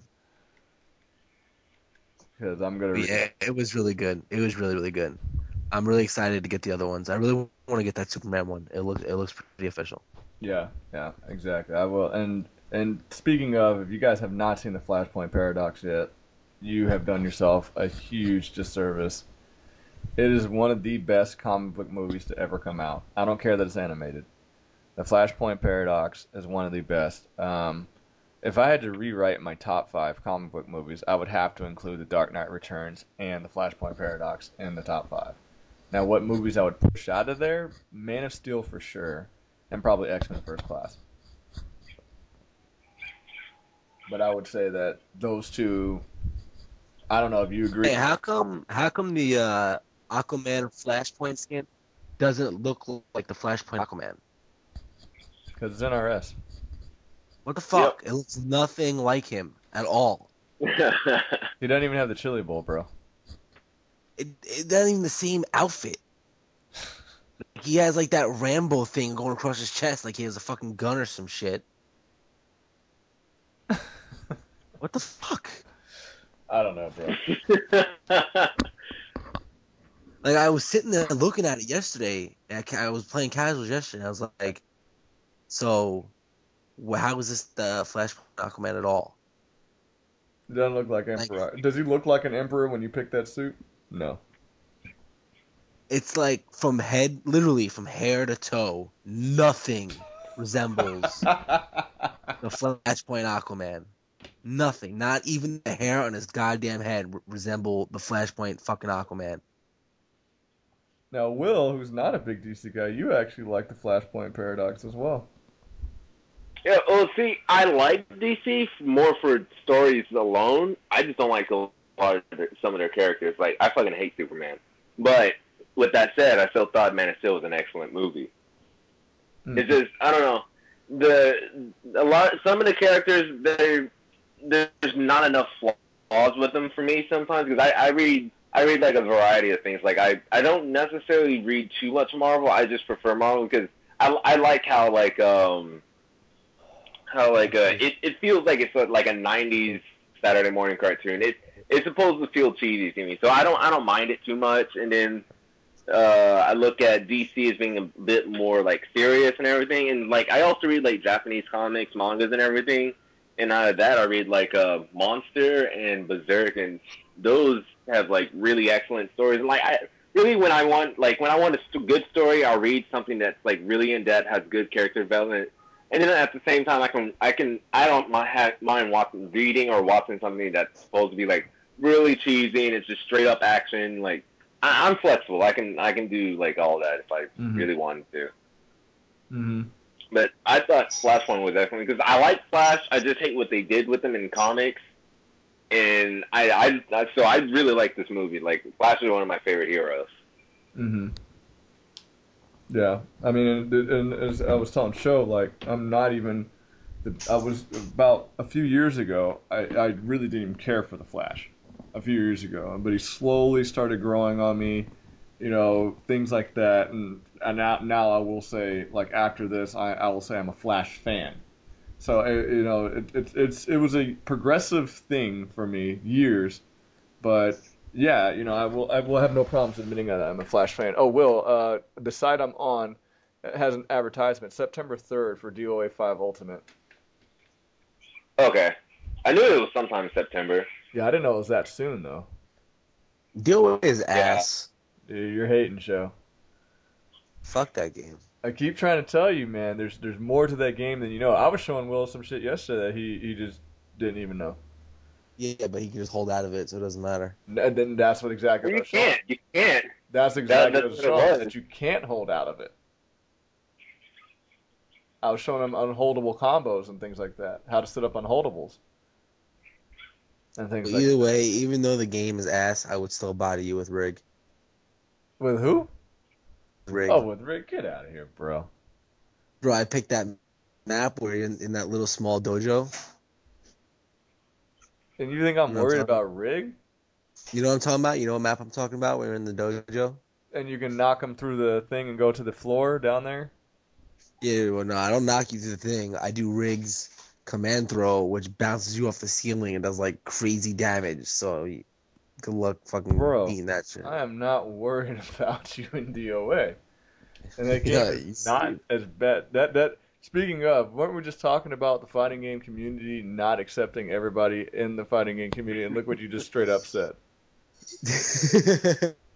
You're talking about that's one of the biggest problems, and DOA is actually very solid if you give it time. And shout outs to Emperor I don't Cal. say screw the players.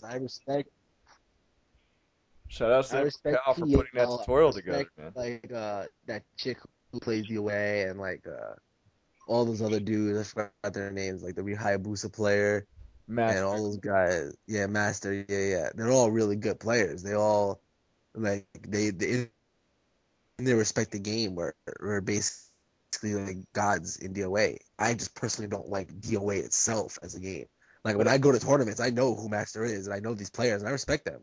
And but like DOA as a game is just fucking ass But cheeks. I think you probably placed early judgment on it. Is what I keep trying to tell you. Like you didn't look at everything there was to look at in the game, and you. That's like seeing the first 10 minutes of a movie, saying this movie's gonna suck dick. Yeah, but the game is ass. See, and you still won't even try. You still won't even try KOF, which is fantastic. I Dude, you want to gotta play some KOF, man. I want to play. It's not. I don't think KOF is a bad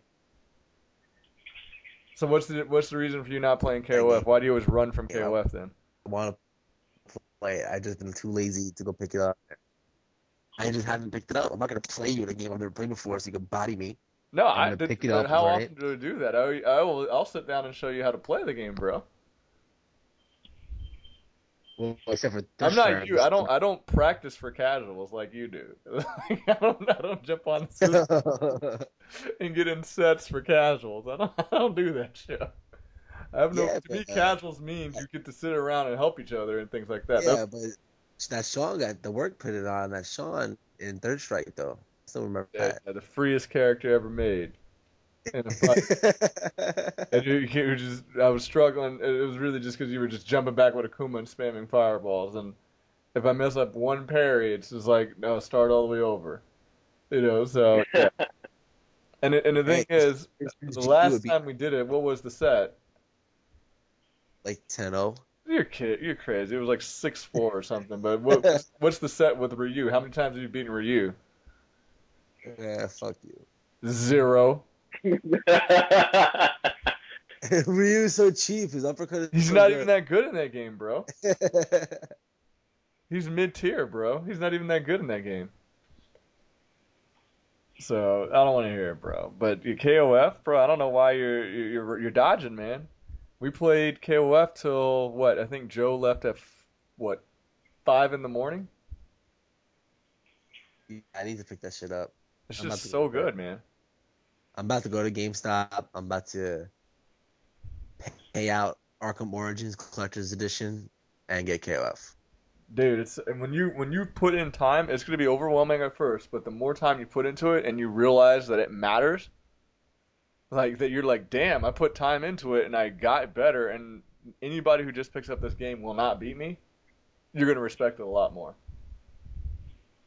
Like you can't give somebody a week or a couple hours of Superman and in KOF, and they're not gonna do anything to you.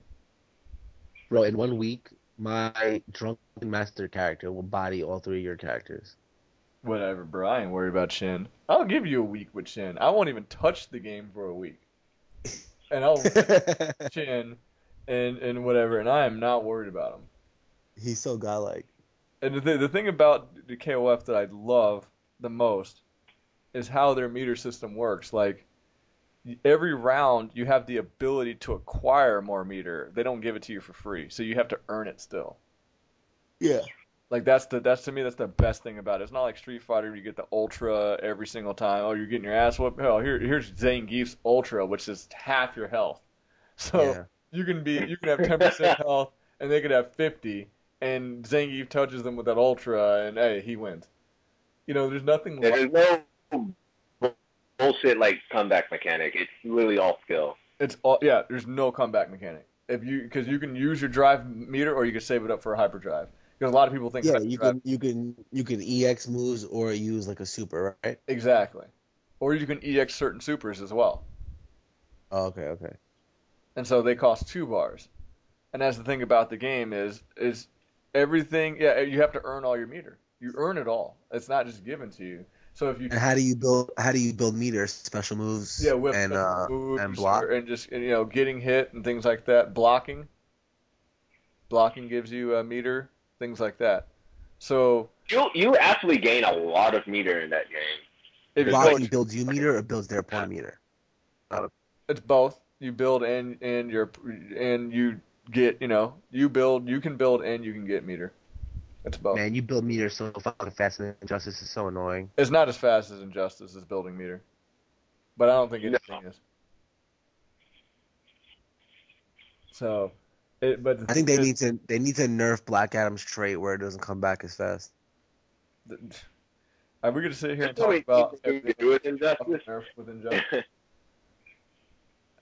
He gets Because his we trait. I don't have another hour in me, bro. I don't have another 7 hours in me. I'm just saying, he gets his trait back way too fucking fast. I don't have 7 hours in me. That's all I want to say about Injustice right now is he gets his Are we trait gonna back have to? Are we gonna have way to do a too fast. character, an episode, an Injustice, and what they can do to fix the character? No, because they're not gonna fucking listen anyway.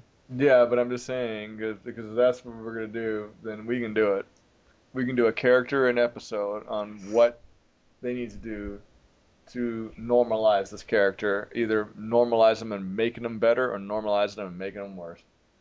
But But hey, back to the comic thing, the Batman Superman comics. I know you're not a fan of the artwork, Jay, but yeah, the story is it's kind of confusing if you're like trying to do a quick read, you actually have to like pay attention, kind of, I guess I could say, and yeah. the story is pretty cool, like because there's gonna be like two Batmans, two Supermans, like you don't know what the fuck's going on, or, like who's who, so you gotta pay attention. But the story is pretty cool. I'm not that big of a fan of the artwork either, but the story Oh, is pretty speaking of show, I'll have to talk. I'll talk to you about comic book stuff right after this. Don't worry, I got to do a lot of editing this episode anyway.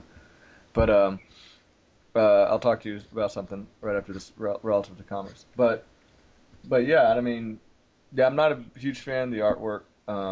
Looking forward to Superman Wonder Woman though. Yeah, when is that release again? October. October, yeah, October. That's right. That looks pretty cool. Yeah, I am looking forward to that. But that Justice League 3000, bro, I can't do that one, bro. No. You still haven't looked at that picture, have you? The Justice League 3000? No, I haven't. Bro, you gotta look. Just look at Superman, and Will, you might like it because Superman looks like a complete doofus, dude. So I know you I've like. always thought no. I know you like Superman looking so stupid and stuff like that. He looks 100% doofy. Like there's no other word to describe how bad Superman looks in Down Justice League. syndrome. Huh? Like straight up Down syndrome and shit. Oh, dude, he looks terrible. There's nothing I could even do to describe how bad Superman looks in that Justice League 3000 stuff coming out. It looks terrible. That Batman just, looks pretty dope. you said what? Batman looks sick. What, in the Justice League 3000? Yeah. The only one that I like in Justice League 3000 is Wonder Woman. Bro, Batman looks so godlike Wait a with second, the I'm about to take that back on Wonder Woman. Batman looks okay. He with the looks okay. black suit and the red logo and the It red looks belt okay. I gotta take and the back red Wonder Woman. eyes. I'm taking back Wonder Woman because of what? Oh, that's her hair. Never mind. I thought that was like. But what is the flower at the end of her lasso of truth, bro? Green Lantern looks pretty fucking cool too. Oh, with the cloak. Yeah, Green Lantern's cloak is pretty cool. I will say that. Yeah, Green Lantern Yeah. looks dope. Green Lantern looks the best. There we go. Batman and Wonder Woman are probably tied for second.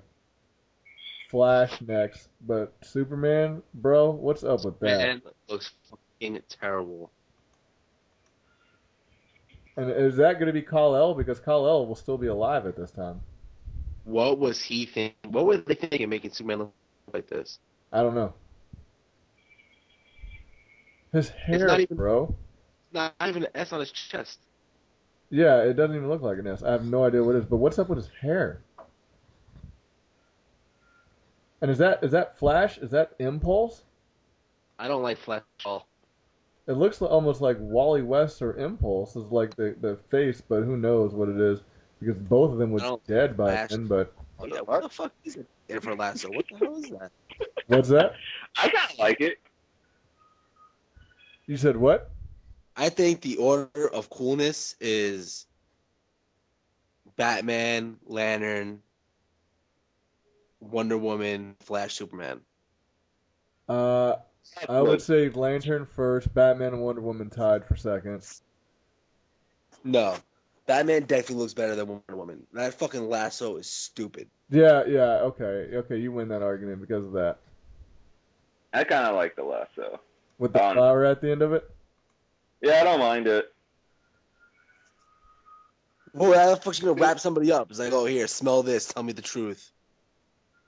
I don't know. It sort of looks like a flog at the end of it or whatever that's called. Like when the whip has like a. Yeah, I know what you're talking about, but it looks like that's what it's supposed to be, but it looks like a flower. That's the problem. But bro, look at the cover art show. Tell me Wonder Woman flying out in the middle of the cover art does not look boss as hell. It's cool. But damn, you were not joking when you said Superman looks fucking retarded. Like he looks. Look at the cover. Look at his hair in the cover. He's got the curl, but it's going straight up. It's like, bro, that's terrible, man. His head looks like a can of like it looks like a soup can. He got a can head. Yeah, it looks like a fish hook going upward. He looks like Alfalfa from the Little Rascals, but it goes up and spins into a curl. It's the worst thing. And next thing you know, they're going to release these skins on Injustice, but they're only going to do Batman and Superman. Now, I'll take that Batman one on Injustice. Yeah, they need to do Batman. What's up? They need to do Batman. The Batman one, I think the Batman, Wonder Woman, keep her lasso the way it is, but the Wonder Woman outfit looks dope. And the Green Lantern one's got to come too. Yeah, that Green Lantern's fucking awesome. Yeah, to be honest, I really like the Green Lantern. I like how dark he looks. To be honest with you, they kind of look like Marvel characters, other than Batman. Kinda. So are we all in agreement that Green Lantern looks? That he looks what? Oh, Green Lantern looks fucking awesome. He looks almost. You know what he looks like? He looks like the Spectre, but still a Green Lantern. I wonder if that's what they're gonna do. Is it like Hal Jordan as the Spectre as a Green Lantern? Maybe.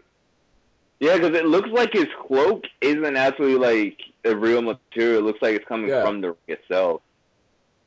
So I wonder, like, if Hal Jordan dies, he becomes a Spectre again, but he's still a Green Lantern.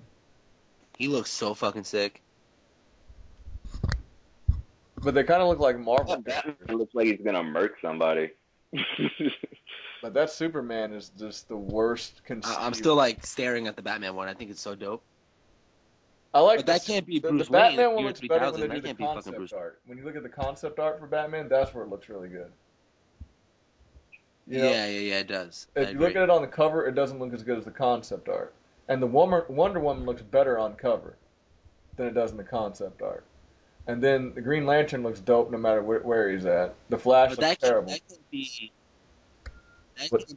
That can't be Bruce Wayne if that's year 3000. No, it's year 3000, bro. This can't if it's not Terry McGinnis.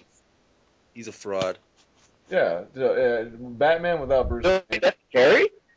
I said it can't even be Terry because this is year 3000, so it couldn't even be Terry. Oh, okay. Oh, yeah, that would make sense. Okay. So, yeah, I guess that means that the Green Lantern has to be Hal Jordan. That's the Spectre. I wonder if that's what they're doing. That would be pretty dope. That would be awesome. But Superman, bro, that cannot be Clark Kent. Oh They cannot release this my comic God. with this man thinking that they're doing something good. Like, what the fuck is going through their heads? I think they're doing an excellent job with Superman. Same with the Flash, though, bro. Look at that. The Flash Yeah, is I don't terrible. like that. He looks one like a bit. thief, dude. I think it's I don't really like close it to whatsoever. Flash Superman. I think that's a close call. Superman. I don't know. I guess Flash because I find okay. I was saying Flash makes me sad, and like Superman's outfit just amuses me, so I like it. Yeah. Just that little curly top. Jesus Christ. Yeah. They have to definitely rework the Flash and Superman before launch. Like, Yeah. how did DC okay this? Hey, And make sure to put the picture up so the everybody can see what we're talking about. yeah, I'll do that. I'll put it up. But here's Because it's unbelievable. How did DC allow this? and I'm a DC fan. And if you've been listening to this show, you know I am a DC fan, but I will call their fouls. You know, I'm not a fanboy where I say that everything they do is gold. You know, you'll never hear me support the Green Lantern movie, and I will not support this comic. The story could be the best story. It could be better than the Flashpoint Paradox, bro. But the fact that Superman looks like that and the Flash looks like that, I don't know, bro. I think we should make it our sole mission to go to every comic book store, buy every copy they have, and fucking burn them. Well, but if we buy every copy, Just so then they'll people can't think it's see. But then selling. they'll think it's okay. Yeah, then It's they'll be fine like, off it's the selling. No. We'll burn them. Oh my God, they love it. But what we need to do is we need to potentially get people to understand that they cannot support this Flash and Superman. They can support Superman. Bro, I would take everything else Flash, Superman. Prince of Persia. Bro, I don't know what they did with the Flash. I would take everything else of Superman. It's just the hair. That hair is awful. Oh my God. Kal-El's going through midlife crisis, bro. Bro, I don't even want to hear it, bro. That is terrible. Like, how the hell did they... Okay, I like how his eyes are black with the red. That's dope.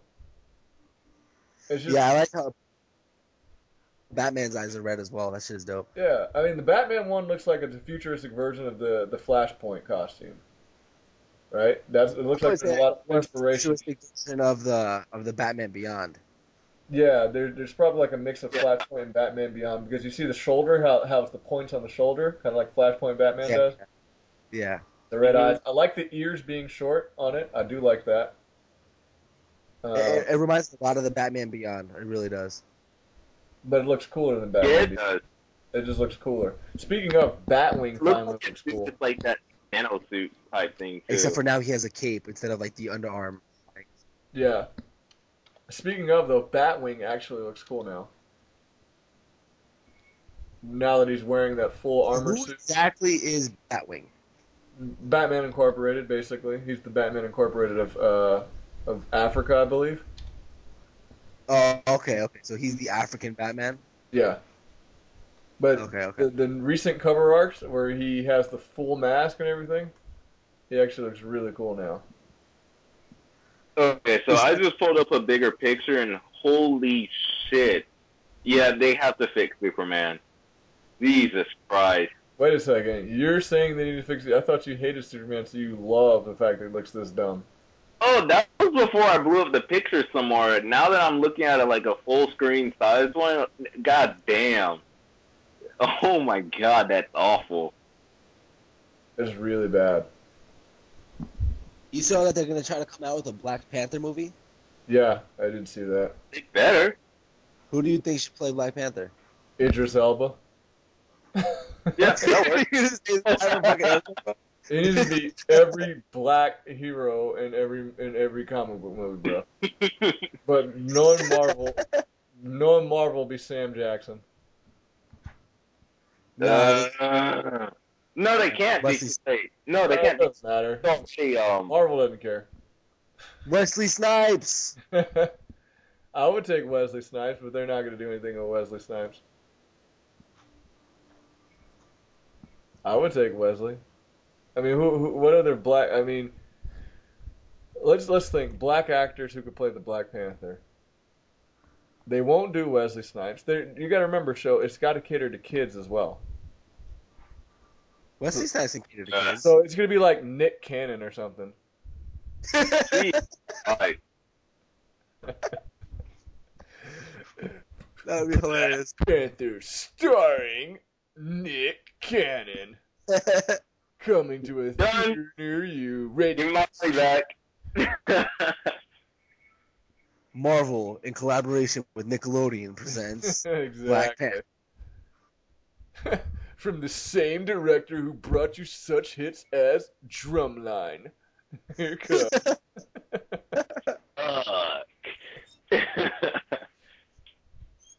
Yeah, that's what it's going to be, bro. Yeah, I have a full-size picture of that cover, and the cover art doesn't even look good. Like, Flash's leg looks so disproportionate where it's sticking that far out. Yeah. It looks too cartoony. Like, I don't like the concept art was cool, but the cover art looks too cartoony. I think Wonder Woman looks cool on the cover art, and that's it. The rest of them, they don't. Not even Batman looks cool on the official cover show. Yeah, I agree. Look at Superman on the official cover, bro. You mean mugging. Dude, that is so bad. And why does this cape have glitter on it? I don't like his dress. Like, why? Yeah. Actually, no. It's not his cape. It's like the portal the thing energy behind. from the portal. Yeah. So what, are they coming to modern time? No, because the background's the future. So I guess they're just gonna be teleporting everywhere when there's trouble or something. It just looks bad. I Where's can't Cyborg at? What's that? There's no Cyborg? Oh, you said do I like Cyborg? No. Where is Cyborg? How come there's no Cyborg? Oh, I don't know. Well, that's the Justice League. That's good. Here's a better question. Where is Arthur Curry, bro? Yeah. That's a better question. Well, I mean, being that it's the year 3000 and the technology should be amazing, there should be a fucking cyborg. Bro, where's Arthur Curry? Aquaman would have survived. He would have survived for that long, bro. That's Aquaman. Yeah. Bro, they would not. Damn. They would make Aquaman so dumb. They probably do him like half mechanical fish, half Arthur Curry. Because he's a mermaid, bro. He's The bottom half is a mechanical mermaid, and the top half is Arthur Curry. and he has the fish hook back, the hook hand, and everything. Dude, he's got a mechanical bottom half, mermaid with a hook hand, and then he's got the chili ball from Flashpoint. And he's not wearing a shirt. That's why. Like, seriously, Shell, I'm about to send you this picture right here. Like, how did they go from that? How did they make that Superman? Actually, I could put it so both of you guys could see it. I didn't realize that. Check that picture. How do you go from that picture I just showed you, that I just sent you guys, to the one that's up there now? What the fuck? Yeah, because like the problems I'm seeing with the current one with this cover art is the crest looks fucking stupid. I don't mind the cape. I just don't like the colors of the whole outfit. And then his head looks like goddamn can of tuna with like curls at the top of it. It looks fucking retarded. Did you see that picture I just sent you, Show? Yeah, what is this for the movie? No, that's just a picture of Soup. Like, why is that guy not doing cover art? Whoever made that. Because that's an amazing picture right there, Superman. Wait, where do you see the Superman? No, I'm just saying I sent you a picture of Superman. Like, that's how Superman should be looking. The picture I got, was it on comicbook.com? Where was it? It was just a picture. It's a silhouette picture of him with his eyes. Nah, the link that you sent was like the Justice League movie logos in style of Man of Steel. Oh, that's what came? Yeah. Yeah, let me find that picture again. Because I don't even know where I found that picture now that I'm scrolling back through it. But that picture was incredible. Let's see. I feel like if his actual suit was like a really dark blue instead of this like this blackish red color, it would make it that much better for me. And then, goddamn, that hair, holy shit, that hair and that head, that just tops it off. Dude, it's terrible. It's terrible. It's one of the worst things I've ever seen that's ever been done in like, you know what, show? We might have to buy it just to burn it. I told you. Not every copy, but we'll just buy one, and we will film us burning it because it just looks that bad. I don't. I'm like heartbroken looking at that. Because if anybody were to rag on DC and they were to just bring that up, I would have no rebuttal. I would have no rebuttal because it's that bad. Like, I'd be like, no, you're absolutely right. Like, I can't argue that. It looks terrible. Hey, another quick off topic right here. But the Stan Lee cameo in the Amazing Spider-Man was pretty funny. That's the one where he's cleaning, right? He's the librarian, Yeah. and like him and Spider-Man and Lizard are like basically destroying everything Yeah. behind him, but he has the headphones on. Yeah. Yeah, it was pretty cool. Oh, speaking of show, I did find. Oh, okay. I found this picture. I'm gonna put it in there. But I did find another version of that Justice League picture that you put on your stick. Like it's all color and it just has an orange background. Oh, really? Yeah, but it's all the characters in color and everything. There you go. That should be look at that picture right there, show. Like that's how Superman should be looking. Oh my god, the concept art for Superman, holy shit. Yeah, they gotta fix that. Did you see the one I just sent you, show? That's dope. Yeah, that's really dope. Exactly. Yo, look at the evil Forever Evil. I'm gonna put this in there. Look at this poster for Forever Evil coming out starting next month. This is a cool picture right here. Yo, Batman's on the cover of Forever Evil. What's this? Yo, check this out. Look at the bottom right corner of this. And I'll put these pictures up, guys, so you guys will be seeing. Well, I guess I shouldn't be telling you because they'll be up there. Look at the bottom right corner of that picture, guys. Huh. Why is So Batman? did Batman finally snap? And who's that with the red skin? Who is that? That is not Thal Sinestro. You see that picture, Will? In show? I'm liking Bizarro up there. I'm about to look at it right now. Yeah, who's that with the red? But why is Batman in the bottom right corner? And you guys do know that Captain Colt's now a metahuman, right? Okay. You see his arms? How they has got Sub-Zero stuff from like MK. I guess So that's What was probably Sinestro with red skin. that doesn't look like Sinestro though.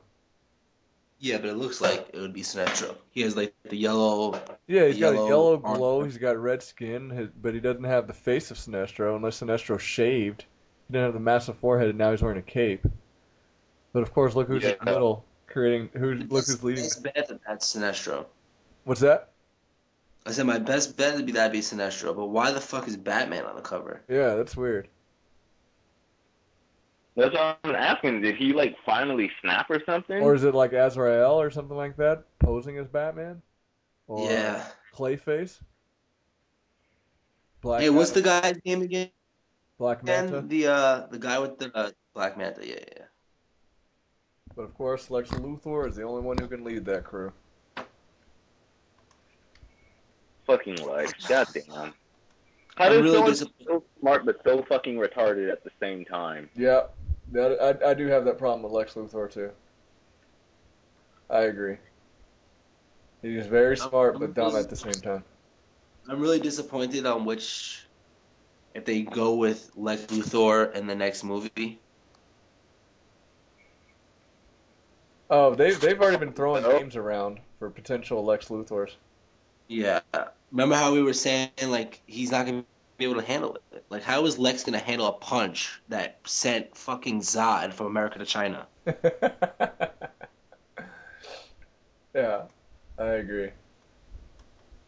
Yeah, it's well, obviously Superman's not How is gonna. Lex Luthor gonna fucking Hopefully Lex Luthor is just in there as um, holy shit. Hopefully he's just in there as like some type of, you know, brains behind shit. Like that's what I'm hoping. Like if he's just in there, Yeah, like a mastermind. That yeah, would make some sense. type of mastermind, and you know, because remember the whatever? Kryptonian case was open, so Kara Zor-El could be there. You know, Superman's cousin. They could do something like that. But I'm assuming the threat is going to be so big that Batman and Superman are going to have to stop fighting to help each other out, and that's going to be the start of the Justice League. And they'll probably, and that Trinity War picture is amazing. I just had to put it up there. The Trinity War picture. That's amazing. Yo, if they release these bad boys that I'm about to post, I think these might be real. I'm about to post these. I would buy the fuck out of these right here. Tell me. So what is this? Is this like a fight between the heroes themselves? Yeah, so this is what's going to lead to the Forever Evil that starts next month. The Justice League should be fighting the Justice League Dark versus the Justice League of America. Yo, Okay. Show, did you see what I So it's just... sort of like how Marvel had their Civil War going on. Yeah, something similar to that. Yo, Oh, okay. In the Trinity War, you see that guy, that picture. yeah, that's the... Yeah, so the Trinity War is the picture I just sent you. But Yeah, you yeah, see the guy, like, so the girl in the middle, and then you got Martian Manhunter right behind her, and to the right, there's like a guy who has gray skin, and he's in the red, and it says D on his belly. it's probably Dead Man. Dead Man, yeah, he's in the Flashpoint Paradox Batman Dick Oh, is Grayson he? story. Yeah, he's part of the Circus Acts and shit. Let me look. Let me try. Okay, here's the picture again. Yeah, that's Dead Man. Then you have Flash. I don't know who that is over there. That's got to be a Justice League Dark member that Hawkman's punching. Hawkman is and part of Justice League of America. Constantine going. Yeah, I want that Batman hoodie. Dude, that thing is ridiculous, isn't it? Yo, that Green Lantern one is dope too. I wish it was the traditional logo, but those are just sick, bro.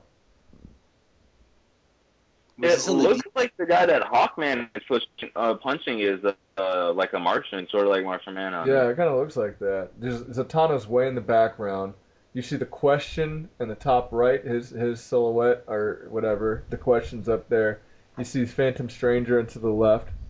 That almost looks like Metamorpho, but is Metamorpho a girl now who's fighting Catwoman? Maybe Metamorpho is a girl in the New 52. I'm assuming, They're or is that missing someone. The Sandman's now a girl too? But I think that's Metamorpho. Um, you see Kal-El breaking Green Arrow's straight up breaking his bow. They don't have an Aquaman hoodie though. Yeah, they do. So who is it? It's oh, that's Cyborg. So it's the new Justice League. Where did you see it? It's on the DC website?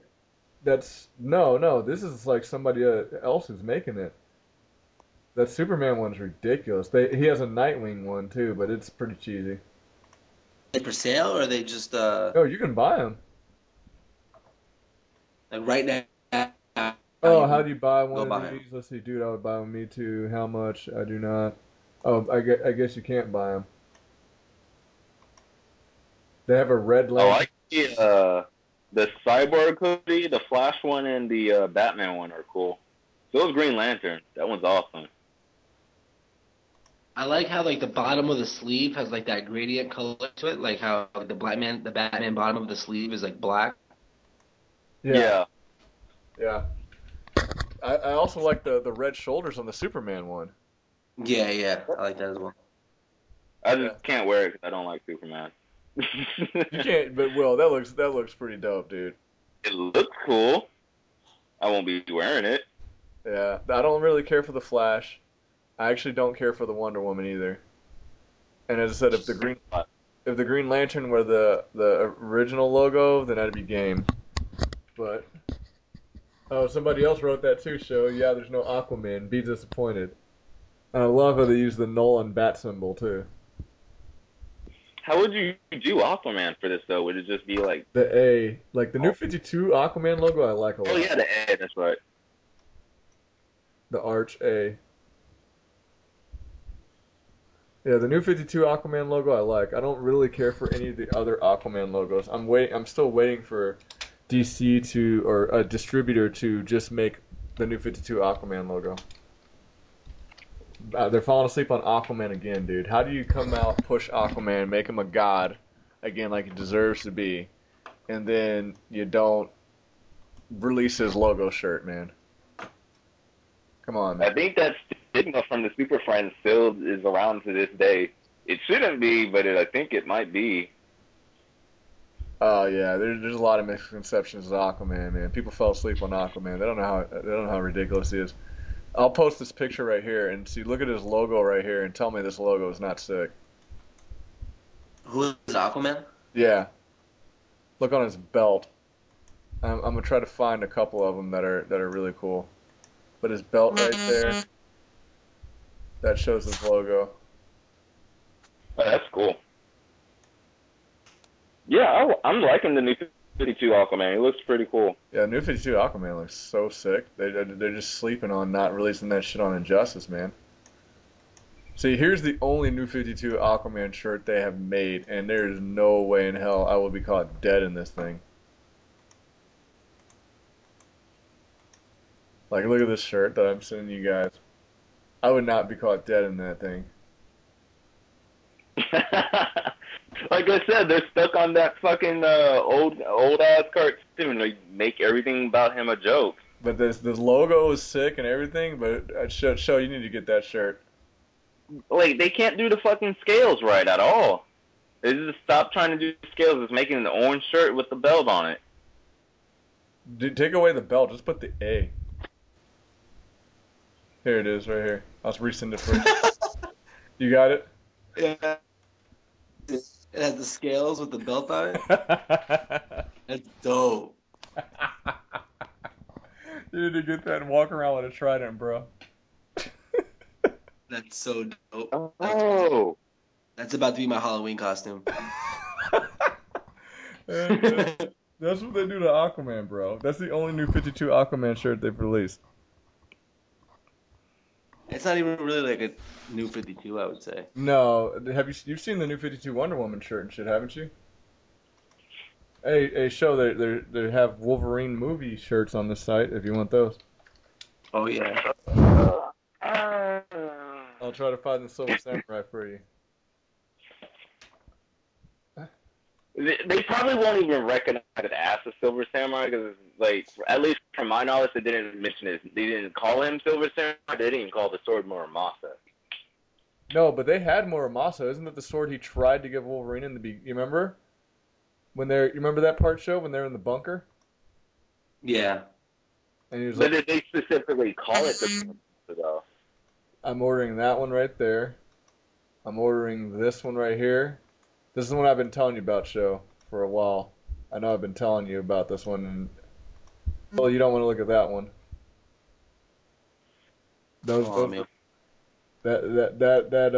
That second one I sent you was amazing, show. Yeah. Looks alright. Actually, no, I don't like the colors being inverted like that. Yeah, I don't really like that. You don't like the cape? That's from the cape, the back of the cape. That's what that is. On the new 52 is cape. Oh, yeah. Oh, okay. And that's the other one I'm getting. I don't think it works well as a shirt. I like the Wonder Woman one more than the Superman one. See, look at this shit. This is what I'm talking about, man. This is how they do Aqua right here. I don't think so, at least. Look at how they do Aqua, man. What the hell is this? Disrespecting Aquaman, bro. It's terrible. How are they sold out of that? Who would buy that many shirts? I actually kind of like it.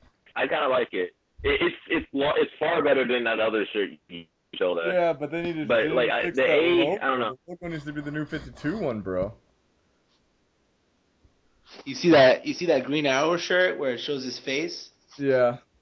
That shit Why is have they dope. not done the Green Arrow logo that's in the Injustice game? Oh yeah, that's true. Have you guys seen that logo? I always wonder why that DC has never made this shirt. He's such a good character. People would buy his shirt if you made a good logo shirt. They just bullshit around, and they've never released this logo. Oh shit, that's cool. Yeah. Oh no, that's right. It's supposed to be white on the outside. Did you see that one, show? Yeah, with the arrowhead. Yeah. The G. Yeah, I like it. The only thing that person did is it's supposed to be white on the outside. So why have they not done that? Yeah, that's weird. Because I think that's actually a really cool Yeah, logo. it is. Oh, it has like a G in the inside of it too. Yeah, you never noticed that? No. Yeah. Here's your Halloween costume right here, show. This is you in Halloween. I found that for you. That's you right there this year for Halloween.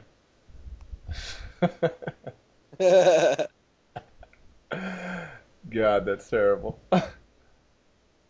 Well, I'm trying to, since I already Fucking have the damn. Mamushka, I'm trying to like make my own Red Sun outfit. You're trying to make your own your Batman Red Sun? So I already have the Mamushka. That's the hardest part. How does the Mushka look in person? It's on its way. Like she just sent me an email like sorry about the delay. I was taking my time while I was making it, but it should like she shipped it today, so it should be here in about 2 days. Uh. You know that Red Sun Batman will? Yeah. Showtime literally ordered the Mamushka hat that he's wearing. That shit is so dope. It has little bat ears. And his girlfriend was mad at him for doing it.